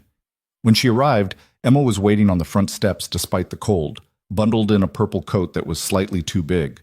She launched herself at Clara the moment the car door opened. "You're here! Daddy said you might not come." Clara caught her, lifting the little girl easily. "Why wouldn't I come?" "Because you're famous now." Emma said it matter-of-factly, without judgment. "Mrs. Chen showed me a picture on her phone. You were at a party." "That's true, but I'm still me." Emma considered this seriously. "Good. The dinosaurs missed you." Damien appeared in his doorway, watching them with an expression Clara couldn't quite read. He looked tired, she thought, like he hadn't slept well.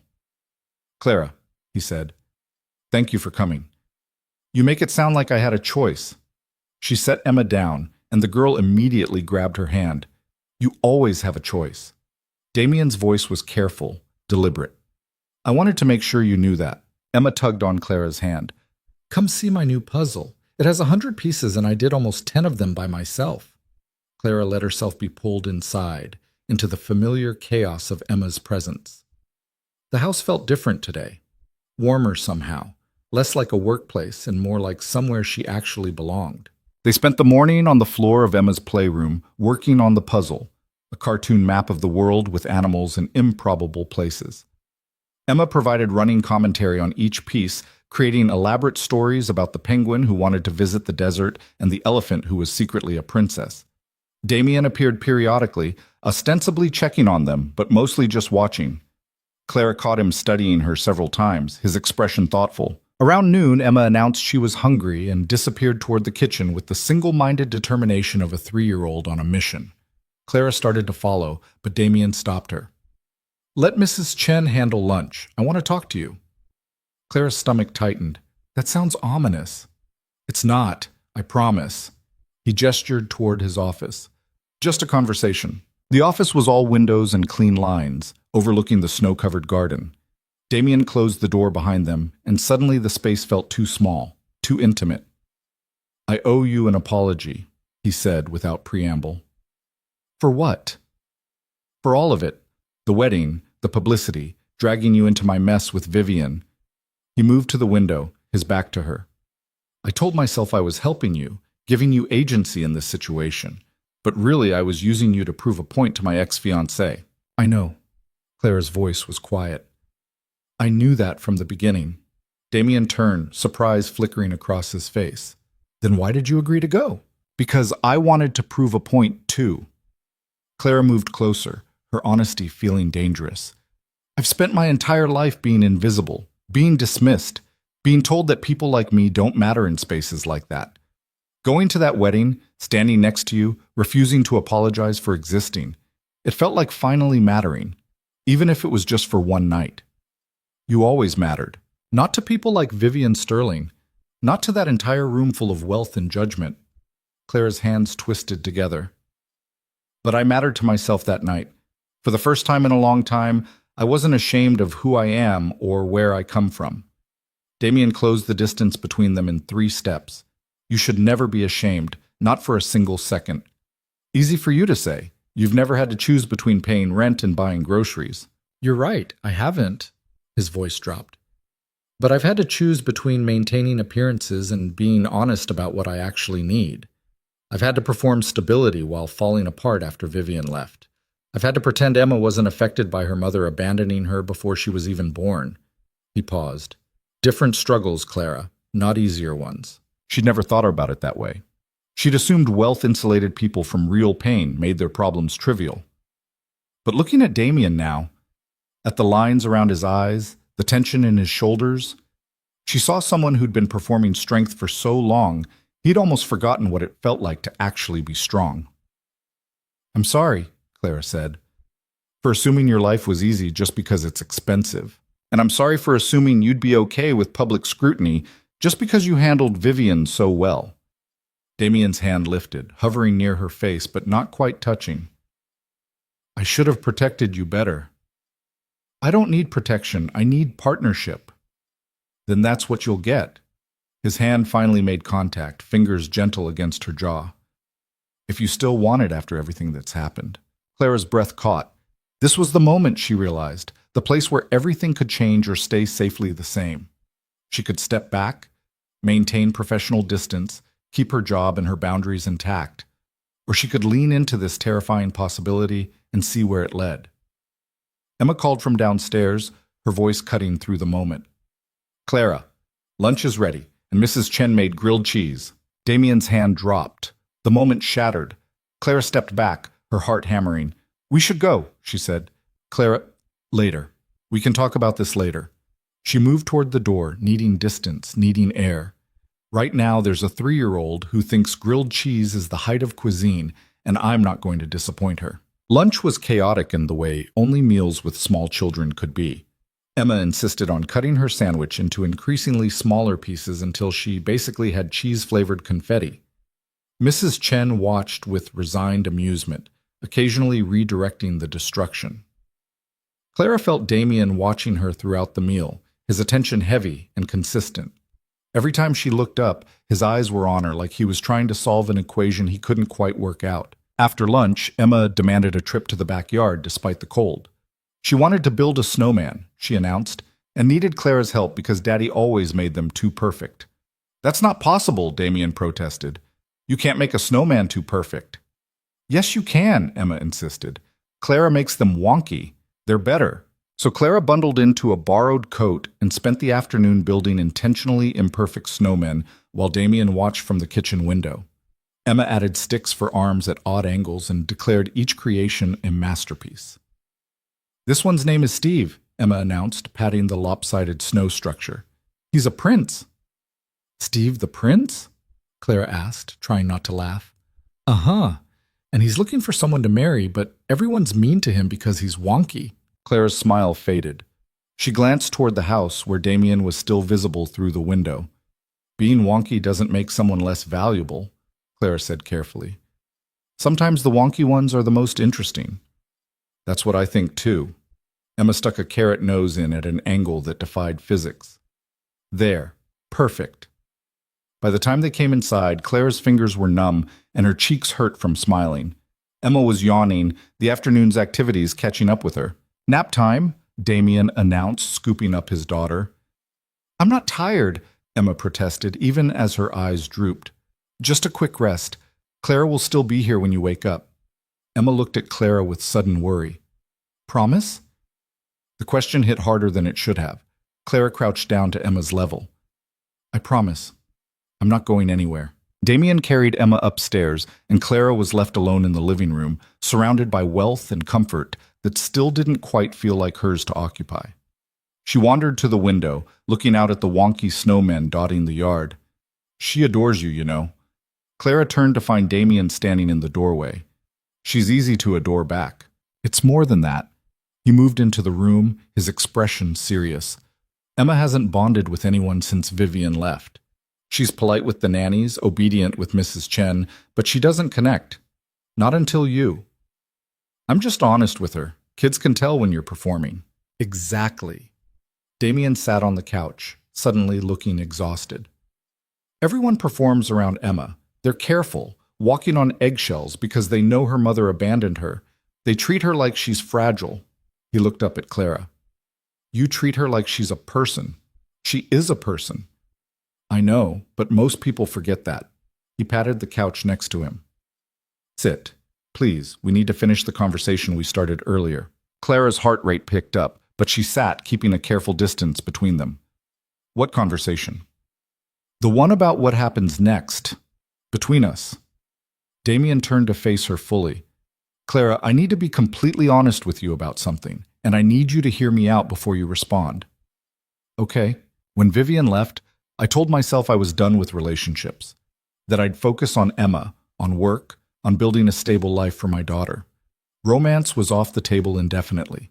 He paused. And then you showed up to interview for the housekeeper position, and I remember thinking you seemed tired. Not just physically tired, but worn down by life in a way I recognized. Clara stiffened. If this is going somewhere insulting, it's not. Let me finish. Damien's voice was gentle. I hired you because you were qualified and professional, but I kept you on because being around you reminded me that not everyone wants something from me.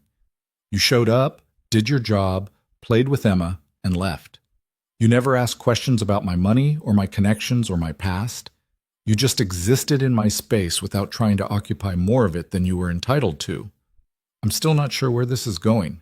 I'm saying that somewhere between the first month and now, you became the person I look forward to seeing, the presence that makes this house feel less empty, the voice I trust when Emma asks questions I don't know how to answer. He took a breath. And I have no idea what to do with that information. Clara sat very still, her mind racing. This was a confession, she realized. Not love, not yet, but the admission that something had shifted between them into territory neither had anticipated. I don't know either, she said quietly. You're my employer, Damien. There's a power imbalance that makes this complicated in ways I can't just ignore. I know. And I'm not interested in being your rebound from Vivian or your proof that you've moved on. You're not. You never were. Damien shifted closer, his voice earnest.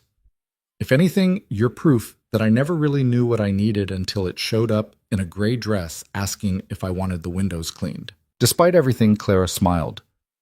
That's a terrible line. I know. I'm out of practice. He smiled back, soft and genuine. Clara, I'm not asking you to quit your job or move in or marry me. I'm just asking if you'd be willing to see where this goes. Slowly, carefully, with complete honesty about what we both need. And if it doesn't work out, then we figure that out too. Like adults. Like partners. He reached for her hand, his touch tentative. But I think it might work out. If we let it. Claire looked at their hands, his larger, softer, unmarked by the kind of work hers did every day. Different hands, different lives, different struggles, but somehow fitting together in a way that felt right. Okay, she said. Okay, let's see where this goes. Slowly, with honesty. She squeezed his hand. But I'm keeping my apartment and my job, and you don't get to make decisions for me about what's best. We're equals in this, or we're nothing. Equals, Damien agreed. I can work with that. They sat there on the couch, hands linked, watching snow fall outside the windows. It wasn't a dramatic moment, no sweeping music, no passionate declarations. Just two people choosing to try something neither was sure how to navigate. Emma appeared in the doorway 20 minutes later, rubbing her eyes. I had a dream about Steve the Prince. He found someone who liked wonky things. Did he? Clara asked, fighting a smile. Yeah, and they built a wonky castle and lived there forever. Emma climbed onto the couch between them, completely oblivious to the moment she was interrupting. Can we have hot chocolate? It's 3 p.m, Damien protested. So? Hot chocolate doesn't have a time. Emma looked at Clara for support. Right? She makes a compelling argument, Clara said. Damien sighed in defeat. Fine, hot chocolate. But if you're too wired to sleep tonight, I'm blaming Clara. I accept full responsibility, Clara said solemnly. They moved to the kitchen, Emma chattering about wonky princes and chocolate, and whether snowmen could come inside if they promised to be careful. Damien made hot chocolate that was more cocoa than milk, and Clara added marshmallows that Emma ate before they could melt. It was domestic and simple, and nothing like what Clara had imagined her life would look like. But sitting at that kitchen table, watching Emma distribute marshmallows with careful precision while Damien complained about the mess, Clara felt something she hadn't felt in years. Contentment. Her phone buzzed. A text from Sophie. Vivian's publicist just announced she's taking a break from public life to focus on her marriage. Translation. She's hiding until people forget how awful she is. You won. Clara showed the text to Damien. He read it, his expression darkening. I don't want you to think this was about winning, he said quietly. It wasn't, but it's still satisfying to know she's facing consequences. Clara pocketed her phone. Is that petty? Probably, but you're entitled to some pettiness after what she put you through. Emma looked up from her hot chocolate. What's petty? It's when you enjoy someone else being uncomfortable because they were mean to you first, Clara explained. Emma nodded seriously. Like when Sophie pushed me at school, so I told everyone she still sleeps with a nightlight. Damien choked on his hot chocolate. Emma, we talked about this. That's not how we handle conflict. But it worked, Emma pointed out. She stopped pushing. Clara tried not to laugh. Failed. The rest of the afternoon passed in easy comfort. They played games, read books, built increasingly elaborate scenarios with Emma's toy dinosaurs. Damien ordered dinner from a Thai place that delivered all the way to Westchester, and they ate at the kitchen table like a family. Like a family. The thought settled in Clara's chest, warm and terrifying. Around 8, Emma started yawning again. Damien scooped her up for bedtime, and she insisted Clara come too. I want Clara to pick the story, Emma announced. So Clara found herself in Emma's pink bedroom, sitting on the edge of the canopy bed while Damien settled his daughter under the covers. Emma handed Clara a worn book about a rabbit who wanted to fly. Clara read the story, doing different voices for each character. Emma's eyes grew heavier with each page. By the end, she was barely conscious, her stuffed elephant clutched tight. Clara? Emma's voice was sleepy, small. Yeah, sweetie. Are you going to stay? Like forever stay? Clara's throat tightened. She looked at Damien, who was watching them with an expression that made her chest ache. I'm going to stay as long as you want me here, Clara said carefully. Forever then. Emma's eyes closed. Promise? I promise I'll try my very best. It seemed to satisfy her. Within minutes, Emma was asleep, her breathing deep and even. Clara set the book aside and stood carefully, trying not to disturb her. Damien walked her to the door. In the hallway, lit only by the nightlight from Emma's room, he caught her hand. Thank you, he said quietly, for being careful with her, for not making promises you can't keep. I meant what I said. I'll try my best. I know, that's why it matters. He pulled her closer, his other hand settling at her waist. Clara, His phone rang, the sound sharp in the quiet house. Damien cursed under his breath, checking the screen. It's my lawyer. I have to take this. He looked torn between obligation and staying. It's about the custody arrangement with Vivian's family. They've been trying to get visitation rights for Emma, and go, Clara said. Take the call. I'll wait. He disappeared into his office. Clara wandered downstairs, ending up back in the living room. Through the window, she could see the wonky snowmen illuminated by the outdoor lights, crooked and imperfect and somehow perfect anyway. Her phone buzzed. A text from her landlord. Rent's late. Need payment by Monday, or I'm starting eviction proceedings. Reality crashed back in. Clara had been so caught up in viral fame and complicated emotions that she'd forgotten about the practical demands of her actual life. She was 10 days late on rent, her checking account was dangerously low, and her next paycheck wasn't until Friday. She could ask Damien. He'd probably pay her rent without blinking, maybe even offer to set her up somewhere nicer. But the thought made her stomach turn. Taking money from him now, after everything that had happened between them today, felt like crossing a line she couldn't uncross. Clara was still staring at the text when Damien returned, his expression grim. Bad news? She asked. Vivian's parents want supervised visitation with Emma. They're claiming I'm keeping their granddaughter from them out of spite. He ran a hand through his hair. Which is insane. They've never shown interest in Emma before, but now that Vivian's reputation is damaged, suddenly they want to play involved grandparents. Can they actually get visitation? Maybe. Probably not. But it'll mean lawyers and court dates and Emma being questioned about her home life. Damien's frustration was evident. I just want to protect her from this circus. Clara understood that impulse better than he knew. She'd spent her whole life trying to protect herself from scrutiny, from judgment, from the kind of attention that turned people into spectacles. Now she was watching it happen to a 3-year-old. What can I do? Clara asked. Damien looked at her, something shifting in his expression. Be here. That's all. Just keep being the stable, honest presence in her life that you've always been. I can do that. Even with everything else that's happening, the publicity, the attention, us figuring out whatever this is between us, especially with all of that. Clara moved closer. Emma's the easy part, Damien. She doesn't care about money or status or viral videos. She just wants someone to build wonky snowmen with her. That I can handle. Damien pulled her into a hug, sudden and tight. Clara stiffened for a moment, then relaxed into it, her arms coming up around him. He smelled like expensive cologne and cocoa and something uniquely him. I don't deserve you, he said quietly into her hair. Probably not, but you're stuck with me anyway. He laughed, the sound rough. They stood there in the middle of his living room, holding each other while outside the wonky snowmen stood guard, and inside a little girl slept, dreaming of princes who valued imperfection. Clara's phone buzzed again. Another text from the landlord, more insistent. She felt Damien tense, felt him register the interruption. Everything okay? He asked, pulling back to look at her. Clara hesitated. This was the moment to be honest, to practice the partnership they'd agreed to. But admitting financial struggle to a billionaire felt like admitting failure, like proving she couldn't handle her own life. It's fine, she said. Just my landlord being persistent about rent. Damien's expression immediately shifted to concern. Are you behind? A little. It's fine. I'll figure it out. Clara, don't. She stepped back. Please don't offer to fix this with money. I need to handle my own problems. Why?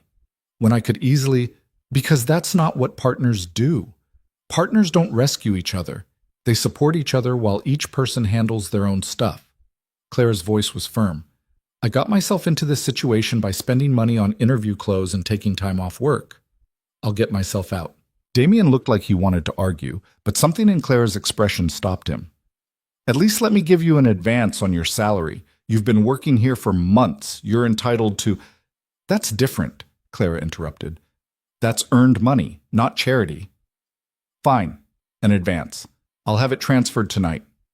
Clara wanted to refuse on principle, but principle didn't pay rent. Thank you. I'll pay it back through payroll deductions. You don't have to... Yes, I do. Clara met his eyes. This is important to me, Damien. I need to know I can stand next to you without being financially dependent on you. Can you understand that? He was quiet for a long moment. Then he nodded. I understand. I don't like it, but I understand. That's all I'm asking. The moment settled between them, not entirely comfortable, but honest. Clara checked the time. Nearly 10. She should go home, get some sleep, face Monday, and rent payments and whatever came next. I should call the car service, she said. Stay. Clara blinked. What? Stay tonight. It's late, the drive is long, and Emma will want to see you in the morning. Damien's voice was careful, neutral. Guest room, separate spaces. Just stay. Every practical instinct Clara had screamed that this was a bad idea. Staying overnight crossed too many boundaries, blurred too many lines. But the thought of the long drive back to her empty apartment, of facing her problems alone in the dark, felt suddenly unbearable. Okay, she said. I'll stay. Damien smiled, relief evident. I'll show you to the guest room.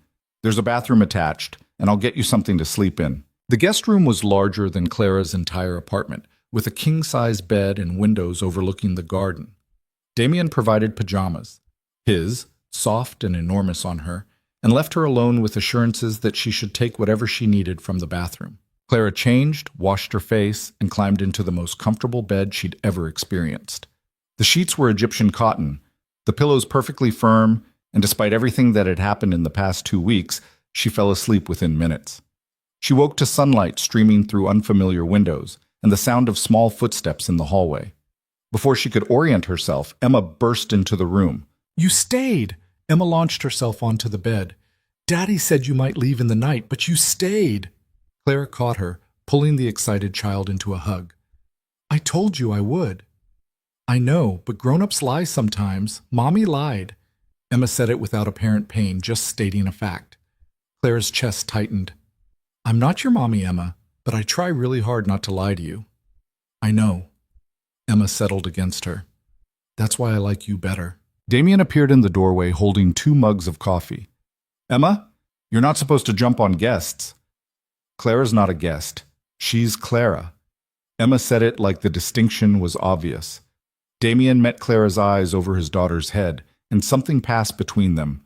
Understanding, maybe, or recognition of what they were building here. Not a fairy tale, not a rescue mission, but something real and complicated and worth the effort. Pancakes for breakfast? Damien offered.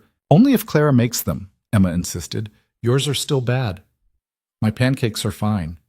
They're really not, Clara agreed, climbing out of bed in pajamas 3 sizes too big.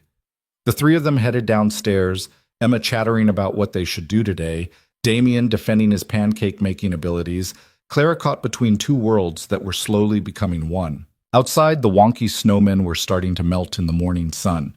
But for now, they still stood, imperfect, tilted, exactly as they should be. 3 weeks passed in a strange rhythm that Clara couldn't quite name. She spent weekdays at Damien's penthouse, maintaining the professional boundaries that kept her employed. Weekends belonged to Westchester, to Emma's demands for wonky snowmen and elaborate tea parties, to quiet dinners with Damien after his daughter fell asleep. They hadn't kissed, hadn't crossed that physical line that would make this undeniably romantic, rather than whatever careful thing they were building. Clara told herself she was being smart, protecting both of them from rushing into something that could collapse spectacularly. But late at night, lying in her own bed, or sometimes in the Westchester guest room, she wondered if caution was just another word for cowardice. The media attention had faded to background noise. Occasional mentions on gossip sites, a few think pieces about class and privilege that used her as an example, but nothing that disrupted daily life. Clara had deleted Instagram entirely, tired of strangers debating her choices in real time. What hadn't faded was the email that arrived on a Tuesday morning while Clara was organizing Damien's home office. The sender was listed as Patricia Ashford, and the subject line read, "We need to talk about my son." Clara stared at it for a full minute before opening it. "Ms. Bennett, I'm sure you're aware of who I am. I'm writing because the situation between you and Damien has come to my attention, and I believe we should meet to discuss it privately. I'll be in Manhattan this Thursday and would appreciate an hour of your time. I'm not your enemy, but I do have my son's best interests at heart. Please call my assistant to arrange a meeting. Patricia Ashford." Clara's hands went cold. Damien's mother. She'd heard about Patricia in passing, old money Boston family, current resident somewhere in Europe, minimal contact with her son after his father's death 5 years ago. Damien never talked about her, which Clara had learned meant the relationship was complicated at best. She should tell Damien immediately. Show him the email, let him handle his own mother. But something stopped her. Patricia had reached out to Clara directly, deliberately excluding her son from the conversation. That meant she wanted something Damien wouldn't willingly give. Clara called the number in the email signature. A crisp assistant answered, and within 3 minutes, Clara had an appointment for Thursday at 2 p.m. at Patricia's hotel suite. She told herself she was gathering information, protecting Damien by understanding what his mother wanted before it became a problem. But walking into the Plaza Hotel Thursday afternoon, Clara knew she was also proving something to herself, that she could handle this world on her own terms, without hiding behind Damien's protection. Patricia Ashford was waiting in a suite that probably cost more per night than Clara's monthly rent. She was in her early 60s, perfectly preserved in the way only wealth could achieve, with Damien's dark eyes and none of his warmth. "Ms. Bennett, thank you for coming." Patricia gestured to a chair. "I hope you don't mind that I went directly to you rather than through Damien. I find these conversations are more productive without emotional interference." Clara sat, her spine straight. "What conversation is that exactly?" "The one about your intentions regarding my son." Patricia poured tea from an actual silver service, the ritual feeling like a weapon. "I've been following the news, of course. The wedding, the publicity, the rather dramatic fallout. You've had quite a month." "I've had a month that was forced on me," Clara corrected. "I didn't ask for any of the attention." "No, but you certainly capitalized on it. The interview, the victim narrative, positioning yourself as the noble working-class heroine." Patricia's smile was sharp. "It's very well done, actually. I can see why Damien is drawn to you." Clara's jaw tightened. "Is there a point to this meeting, Mrs. Ashford?" "There is. I want to understand what you want from my son." Patricia set down her teacup with precise control. "And before you give me some rehearsed answer about respecting him or caring for Emma, understand that I've seen this pattern before. Vivian started out as the perfect supportive partner too. Then she showed her true colors the moment real sacrifice was required. I'm not Vivian. No, you're smarter. Vivian wanted the lifestyle, the status. You're playing the long game, establishing yourself as indispensable, making Damien and Emma dependent on you, waiting for the right moment to leverage that into something permanent. Patricia leaned forward. So let's skip the pretense. What's your price? Clara felt something cold settle in her chest. My price? Everyone has one. How much would it take for you to quietly exit Damien's life? A year's salary? 2? I'm prepared to be generous if it means protecting my son from another disastrous relationship. For a moment, Clara couldn't speak. The sheer audacity of the offer, the assumption that she was for sale, the implication that her presence in Damien's life was inherently damaging, it was breathtaking in its cruelty. You really think everyone can be bought, Clara said quietly. In my experience, yes. The only variable is price. Patricia pulled out a checkbook, actual physical paper in a world of digital transfers. Name a number, Ms. Bennett. Be realistic, but don't undersell yourself. Clara stood. I'm not for sale, Mrs. Ashford. Not for any amount you could write on that check. Please. Everyone says that until they see the zeros. Patricia's pen hovered over the paper. You're what, 30? Working as a housekeeper, living in a studio apartment in a questionable neighborhood, probably drowning in student debt? I'm offering you a way out. Take it. And leave Damien? Leave Emma? Clara's voice rose. Walk away from the first place I've felt like I actually mattered in years. Because you've decided I'm not good enough for your son? You're not good enough for him. That's not cruelty. That's fact. Patricia's tone was matter-of-fact, clinical. Damien needs someone from his world, someone who understands the demands of his position. You'll always be playing catch-up, always be the housekeeper pretending to be something more. The words hit like physical blows. Clara felt her carefully constructed confidence crack, felt the old shame rise up. The scholarship kid who never quite fit, the waitress serving people who didn't see her as human, the woman who cleaned toilets for billionaires and pretended that didn't define her worth. You know what the saddest part is? Clara said, her voice shaking. You actually believe what you're saying. You think money and breeding and the right family name are what make someone worthy of love.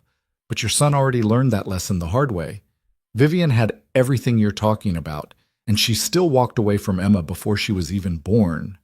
Patricia's expression flickered. Vivian was a mistake in judgment. That doesn't mean... It means your metric for measuring people is broken. Clara moved toward the door.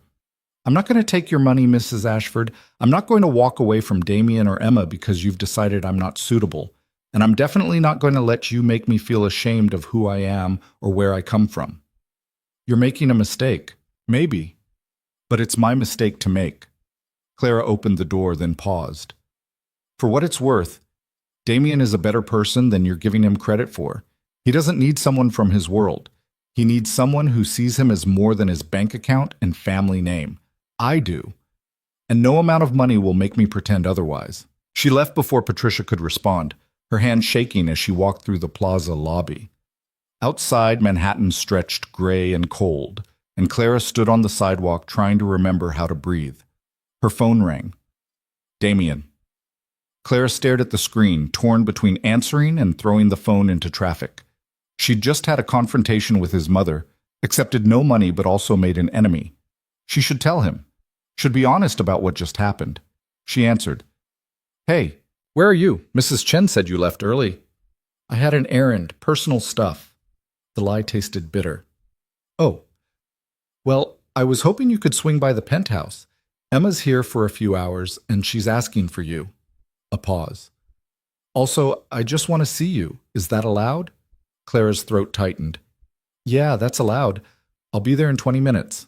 She hung up and started walking, her mind racing. She should tell Damien about Patricia. Should give him the full story about his mother trying to buy her off. But the thought of watching his face when he learned his own mother thought so little of Clara and of him felt unbearable. Maybe some things were better left unsaid. Maybe this was something she could handle alone, without dragging him into family drama he'd spent years trying to escape. The penthouse was warm when Clara arrived, filled with the sound of Emma's laughter.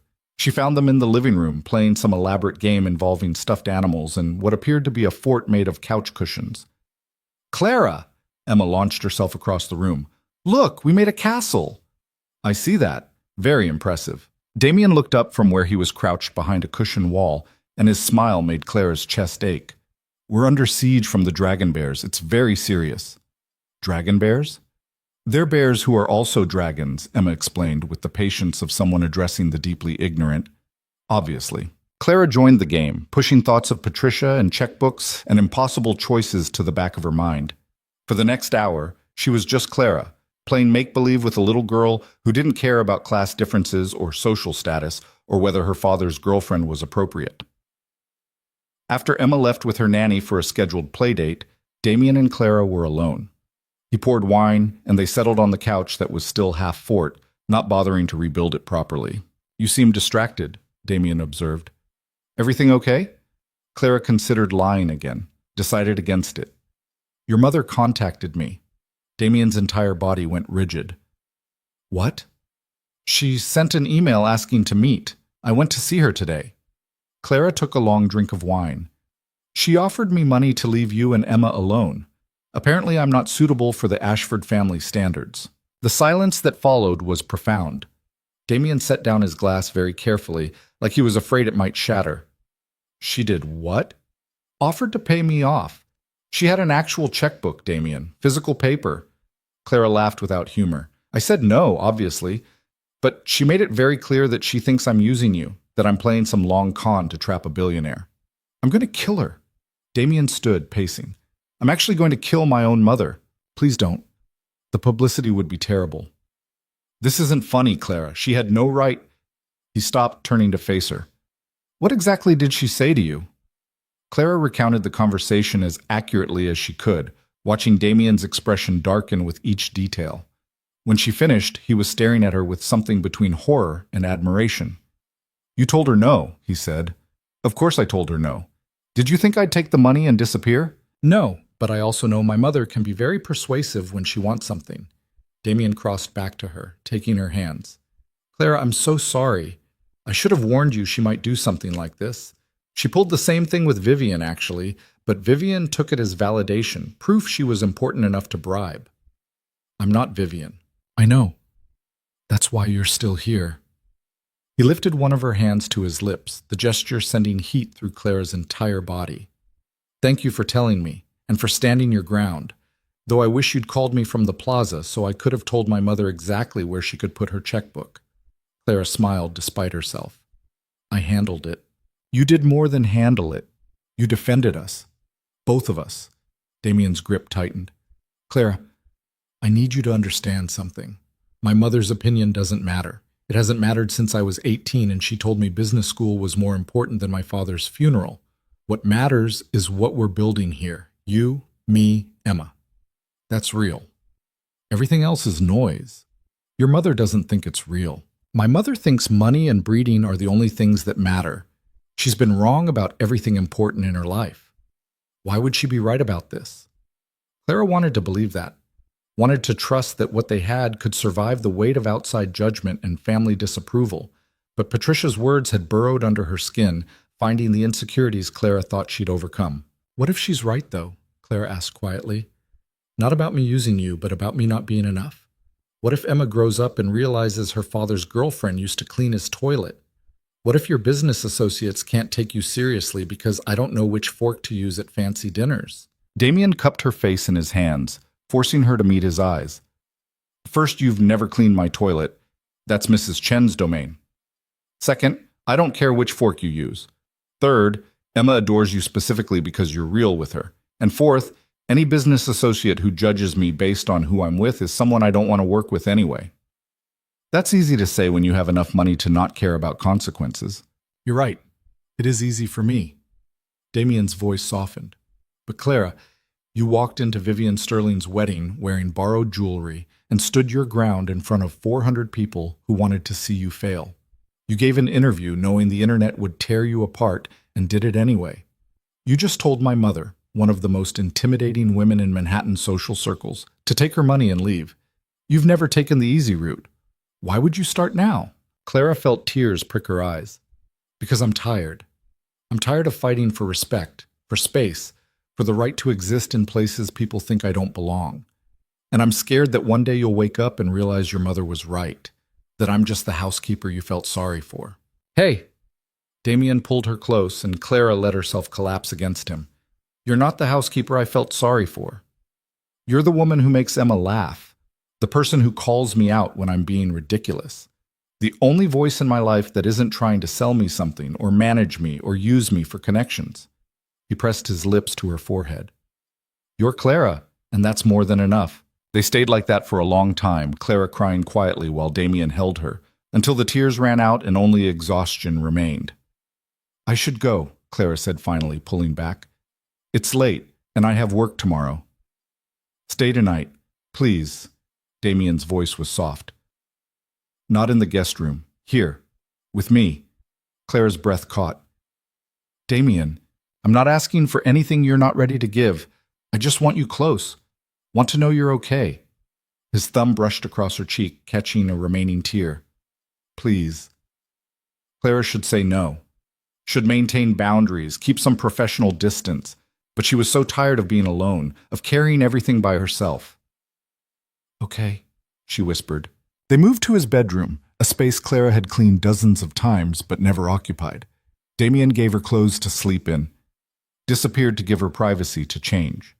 When he returned, they climbed into bed from opposite sides, the space between them feeling both vast and non-existent. Come here, Damien said, holding out his arm. Clara shifted closer, fitting herself against him. His arm came around her, solid and warm, and for the first time since Patricia's meeting, she felt safe. I'm falling in love with you, Damien said into the darkness. I know that's terrible timing. I know we agreed to take things slow. But my mother offering you money to leave made me realize that I can't lose you. I won't survive it. Clara's heart hammered against her ribs. She should say it back. Should tell him she was falling too, that this terrified and exhilarated her in equal measure. But the words stuck in her throat, held back by fear and Patricia's voice, and the lifetime of being told she wasn't enough. You don't have to say anything, Damien continued. I just needed you to know. Whatever happens next, however we figure this out, you should know that you matter. To me. To Emma. You're not disposable, Clara. You're essential. Clara pressed her face against his chest, feeling tears threaten again. I'm scared, she admitted. Of what? Of believing you. Of trusting this is real, and not just some fantasy that falls apart when reality hits. Then we'll take it one day at a time, one choice at a time. No pressure, no expectations. Damien's hand moved through her hair, gentle and soothing. Tomorrow, you wake up here or in your apartment, whatever feels right. You keep working for me or find another job, whatever makes you feel independent. You tell me you love me or tell me you need more time, whatever is honest. I'm not going anywhere, Clara. You set the pace. Something in Clara's chest loosened. She lifted her head, finding his face in the dim light from the windows. What if I don't know what pace I need? Then we figure it out together. Damien's smile was soft. That's what partners do, right? Clara kissed him. It was impulsive, desperate, born from emotion rather than strategy. Damien went still for half a second, then kissed her back, his hand cradling her face like she was something precious. When they finally pulled apart, both breathing hard, Clara rested her forehead against his. I'm falling too, she whispered, in case that wasn't clear. Damien laughed, the sound warm and relieved. It was moderately clear. They fell asleep tangled together, and for the first time in weeks, Clara didn't dream about weddings or cameras or being judged by strangers. She just slept, peaceful and whole. The next morning brought complications. Clara woke to find herself in Damien's bed, sunlight streaming through windows that faced Central Park, and the sudden realization that she had no clean clothes and no plan for how to navigate this at work. Damien was already awake, watching her with an expression that made her heart skip. Good morning. Morning. Clara sat up, suddenly self-conscious. I should probably stay for breakfast. Mrs. Chen won't be in until 9. We have time. They ate pancakes that Damien attempted and Clara fixed, coffee that was too strong, and conversation that carefully avoided the previous night's confessions.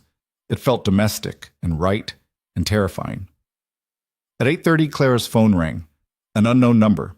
She almost ignored it, then remembered that avoiding calls was how problems multiplied. Hello, Ms. Bennett? This is Jennifer Walsh from the New York Times. I'm working on a follow-up piece about wealth disparity and social mobility, and I'd love to interview you about your experiences. Would you have time this week to chat? Clara's stomach sank. I already did an interview. I'm not really looking to... I understand, but your story has resonated with our readers in unexpected ways. We've received hundreds of emails from people in similar positions, working-class individuals navigating wealthy spaces, feeling invisible. Your voice matters to them. Clara looked at Damien, who was watching her with concern. She covered the phone. It's the Times. They want another interview. Tell them no, Damien said immediately. You don't owe anyone more of your story. But Clara was thinking about Patricia's checkbook, about being told she wasn't enough, about all the other women in service positions who were dismissed daily by people like Vivian Sterling. I'll do it, Clara said into the phone, but on my terms. No photos, no personal details about Damien or Emma, just my experience. They scheduled it for the following Tuesday. When Clara hung up, Damien was frowning. You don't have to keep doing this, he said. You don't have to be a spokesperson for an entire class of people. I know, but maybe I want to be. Clara set down her phone. Your mother thinks I should be ashamed of cleaning houses for a living. Vivian used my job as a weapon. How many other people are being treated that way right now and nobody's calling it out? So you're going to call it out? Someone should. Clara met his eyes. I'm tired of being quiet about this, Damien. I'm tired of pretending it doesn't matter that people treat service workers like we're invisible unless we're useful. If I can change that conversation even a little, isn't that worth the discomfort? Damien studied her for a long moment, then nodded slowly. Then I support you. Completely. Whatever you need. The interview with the Times happened in Clara's apartment, at her insistence. She wanted Jennifer Walsh to see where she actually lived, to understand the gap between her world and Damien's. The resulting piece was thoughtful and nuanced, exploring not just Clara's story, but the larger structures that made it exceptional for a housekeeper to be treated with basic dignity. The response was overwhelming. Clara's social media, which she'd reluctantly reactivated, flooded with messages from other domestic workers, sharing their own stories of dismissal and disrespect. Some were grateful someone was speaking up. Others were angry she was getting attention for something they experienced daily without recognition. Clara read every message, the weight of representation settling heavy on her shoulders. She hadn't asked to be a symbol, but here she was, carrying the expectations of thousands of people who saw themselves in her story. 2 weeks after the Times piece published, Damien came home from a business dinner looking troubled. Clara was at the penthouse, having unofficially moved in after spending more nights there than at her own apartment. We need to talk, he said, and Clara's heart sank. They sat in the living room, the same space where they'd built couch forts with Emma, and Damien looked more serious than she'd ever seen him. My board had concerns today, he said carefully, about the publicity surrounding us, about whether my personal life is affecting the company's image. Are they asking you to end things? Clara's voice came out flat. No, but they're suggesting we might want to keep a lower profile. Stop doing interviews, let the attention die down. He paused. One of them actually used the phrase unfortunate distraction. Clara laughed bitterly. I'm an unfortunate distraction. That's great. Clara, no, they're right. Your billionaire CEO boyfriend probably doesn't need his housekeeper girlfriend making waves about class inequality. Bad for business. That's not what I'm saying. Damien moved closer. I don't care what the board thinks. I care what you think. Is this the attention, the pressure, being a public figure when you never wanted to be? Is it worth it to you? Clara thought about Patricia's offer, about Vivian's cruelty, about the hundreds of messages from people who finally felt seen because someone had called out the system that made them invisible. Yeah, she said quietly, it's worth it. Then we keep going, together. Damien took her hand. But I need you to promise me something. What? If it becomes too much, if the scrutiny or the pressure or the constant judgment starts destroying you, you'll tell me. We'll find another way. His grip tightened. I won't watch you sacrifice yourself to prove a point, Clara. Not even a point I agree with. I promise, Clara said. 3 months later, Clara stood in the bathroom of Damien's Westchester house, staring at a pregnancy test that showed two very clear lines. This wasn't supposed to happen. They'd been careful, mostly, except for a few times when emotion overtook planning. Clara had told herself it was fine, that the timing was wrong, that her body wouldn't betray her like this. But here she was, pregnant at 30, unmarried, technically still employed as Damien's housekeeper despite spending most of her time living in his homes. She heard Emma's voice downstairs, chattering about something. Heard Damien respond with the patient tone he used when his daughter was being particularly elaborate in her storytelling. Clara looked at herself in the mirror, still her, still Clara, but now carrying the weight of a choice that would change everything. She found Damien in the kitchen, making lunch. Emma was at the table, coloring with intense focus. "Can we talk?" Clara asked. "Privately?" Damien looked up, immediately registering something in her tone. "Emma, sweetie, can you go play in your room for a bit?" "But I'm coloring?" "Take your markers with you. I'll call you when lunch is ready." Emma gathered her supplies with dramatic sighing, and once she was gone, Damien turned to Clara with concern. "What's wrong?" Clara pulled the pregnancy test from her pocket, setting it on the counter between them. "I'm pregnant." Damien stared at the test for a long moment. His expression was completely unreadable. Clara felt panic rising in her chest, old fears about being trapped or abandoned, about history repeating itself with her becoming the woman left alone with a baby. Then Damien's face broke into the biggest smile she'd ever seen. "You're pregnant," he repeated. "Yeah. I know we didn't plan this, and the timing is terrible with everything going on, and your board will probably have opinions." Damien kissed her, cutting off the spiral of anxiety. When he pulled back, his eyes were bright. "I love you," he said. "I love Emma, and I already love this baby. Everything else we figure out together." Clara felt tears spilling over. "You're not upset?" "Upset? Clara, this is—" He laughed, pulling her close. "This is terrifying and perfect, and I have no idea how we're going to handle it, but I'm not upset." "Are you?" Clara thought about it honestly. Was she scared? Yes. Overwhelmed? Absolutely. But underneath all that was something else, a fierce, protective joy that surprised her with its intensity. "No," she said. "I'm not upset." They told Emma that afternoon. She processed the information with the seriousness of a child who understood she was about to lose only child status. "Will the baby share my toys?" she asked. "Eventually," Damien said, "but not for a while." "Will it be wonky?" Clara choked on a laugh. "Probably, knowing our luck." Emma considered this, then nodded. "Okay, but I get to pick the middle name." "Absolutely not," Damien said immediately. "Why not?" "Because you'll name it something like Dinosaur or Sparkle Princess." "Those are good names," Emma protested. They spent the rest of the afternoon negotiating middle name options, and for the first time since seeing those two lines, Clara felt something like peace. The pregnancy news leaked 3 weeks later, despite their best efforts at privacy. Clara's first trimester was documented by strangers who photographed her at the grocery store and analyzed whether she was showing yet. The commentary was brutal and predictable. Half the internet was thrilled. The other half was convinced she'd trapped Damien with a baby. Patricia Ashford sent a letter, not an email this time. Actual stationery, delivered by courier. It was short. "I assume congratulations are in order, though I maintain my concerns about this relationship. The child will be my grandchild regardless of my feelings about its mother. I expect to be involved." Clara read it 3 times, trying to decide if it was an olive branch or a threat. Probably both. Damien's response was to call his mother and have a conversation Clara could hear from the next room, involving words like boundaries and respect, and if you ever speak about Clara like that again, you'll never meet your grandchild. The conversation ended with Patricia agreeing to be civil in exchange for limited visitation rights. It wasn't perfect, but it was progress.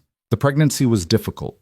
Clara dealt with morning sickness that lasted all day, exhaustion that made work impossible, and the constant scrutiny of strangers who felt entitled to comment on her body. She officially quit as Damien's housekeeper at 5 months, unable to keep up the pretense that she was an employee rather than his partner.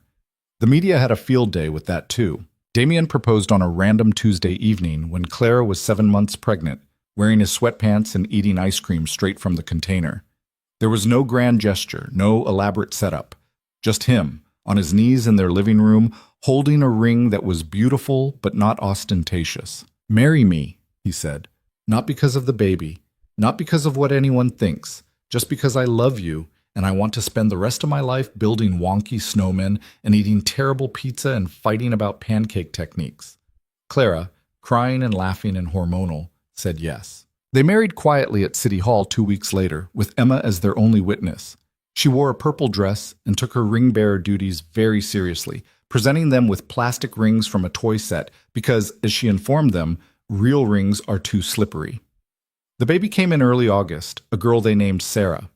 Emma had campaigned hard for the middle name Dinosaur, but they compromised on Grace, not after anyone, just because it felt right. Sarah was tiny and perfect, and screamed like she was personally offended by existence. Clara loved her with an intensity that was almost frightening. Vivian sent a gift, an expensive baby blanket and a card that said simply, "Congratulations." Clara threw away the blanket but kept the card, proof that even Vivian Sterling could manage basic decency when forced. Patricia visited when Sarah was 2 weeks old, appearing at the door with presents and an expression that suggested she was trying very hard to be pleasant. She held her granddaughter with surprising gentleness and made no comments about Clara's appearance or the state of the house. Progress, Clara thought. Slow and painful, but progress. The first year of Sarah's life was chaos. Clara learned to function on 3 hours of sleep, to negotiate between Emma's needs and the baby's demands, to exist in the strange space between Billionaire's wife and former housekeeper. The media eventually lost interest when they failed to divorce or implode publicly, moving on to fresher scandals. Clara started a foundation quietly, using some of the wealth that still made her uncomfortable. It provided grants to domestic workers pursuing education, helping them access the opportunities Clara had stumbled into through extraordinary circumstances rather than systemic change. It felt like the best use of her accidental platform, not speaking for people, but creating paths for them to speak for themselves. Damien supported it completely, offering connections and funding and expertise, but he let Clara run it, understanding that she needed something that was entirely hers. Emma started kindergarten and told everyone her mom used to clean houses, with the same pride other kids reported their parents were doctors or lawyers. She didn't understand yet why that made some adults uncomfortable, why Clara was both celebrated and dismissed as a curiosity. One evening, when Sarah was 18 months old and Emma was 6, they all sat in the living room, the same one where Clara had once cleaned and now lived. Emma was reading to Sarah with elaborate, dramatic flair. Damien was working on his laptop, occasionally looking up to smile at his daughters. Clara watched them, her family, and thought about the woman she'd been 2 years ago. The one who couldn't make rent, who felt invisible, who never imagined she'd belong in a space like this. She hadn't changed completely. She still worried about money sometimes, even though she didn't need to. Still felt like an imposter at charity galas, where people who'd once dismissed her now treated her as Damien Ashford's wife. Still remembered what it felt like to be measured and found wanting. But she'd learned something Vivian Sterling never understood. Worth wasn't about where you came from, or who you married, or whether you could name-drop the right connections. Worth was about showing up honestly, treating people with dignity, refusing to accept systems designed to make you feel small. Clara had walked into Vivian's wedding as a housekeeper and left as herself. That was the real victory. Not changing to fit their world, but making space for her world to exist alongside it. "Mama?" Emma looked up from her book. "Can we build a snowman tomorrow?" "It snowed last night." Clara smiled. "Only if we make it wonky." "Obviously," Emma said, with all the certainty of a 6-year-old who'd learned that imperfection could be its own kind of perfect. Outside, Manhattan glittered with lights and money and endless ambition. Inside, a family that shouldn't exist by traditional standards, a billionaire, a former housekeeper, and their children, proved that sometimes the best stories were the ones nobody planned. Clara had spent her life being told she didn't belong. She'd learned the hard way that belonging wasn't something anyone could give or take away. It was something you claimed for yourself, one honest choice at a time. She'd claimed it, and no amount of judgment, cruelty, or social pressure would make her give it back. The wonky snowmen would melt eventually, but that was fine. They'd just build new ones, imperfect and honest, exactly as they should be.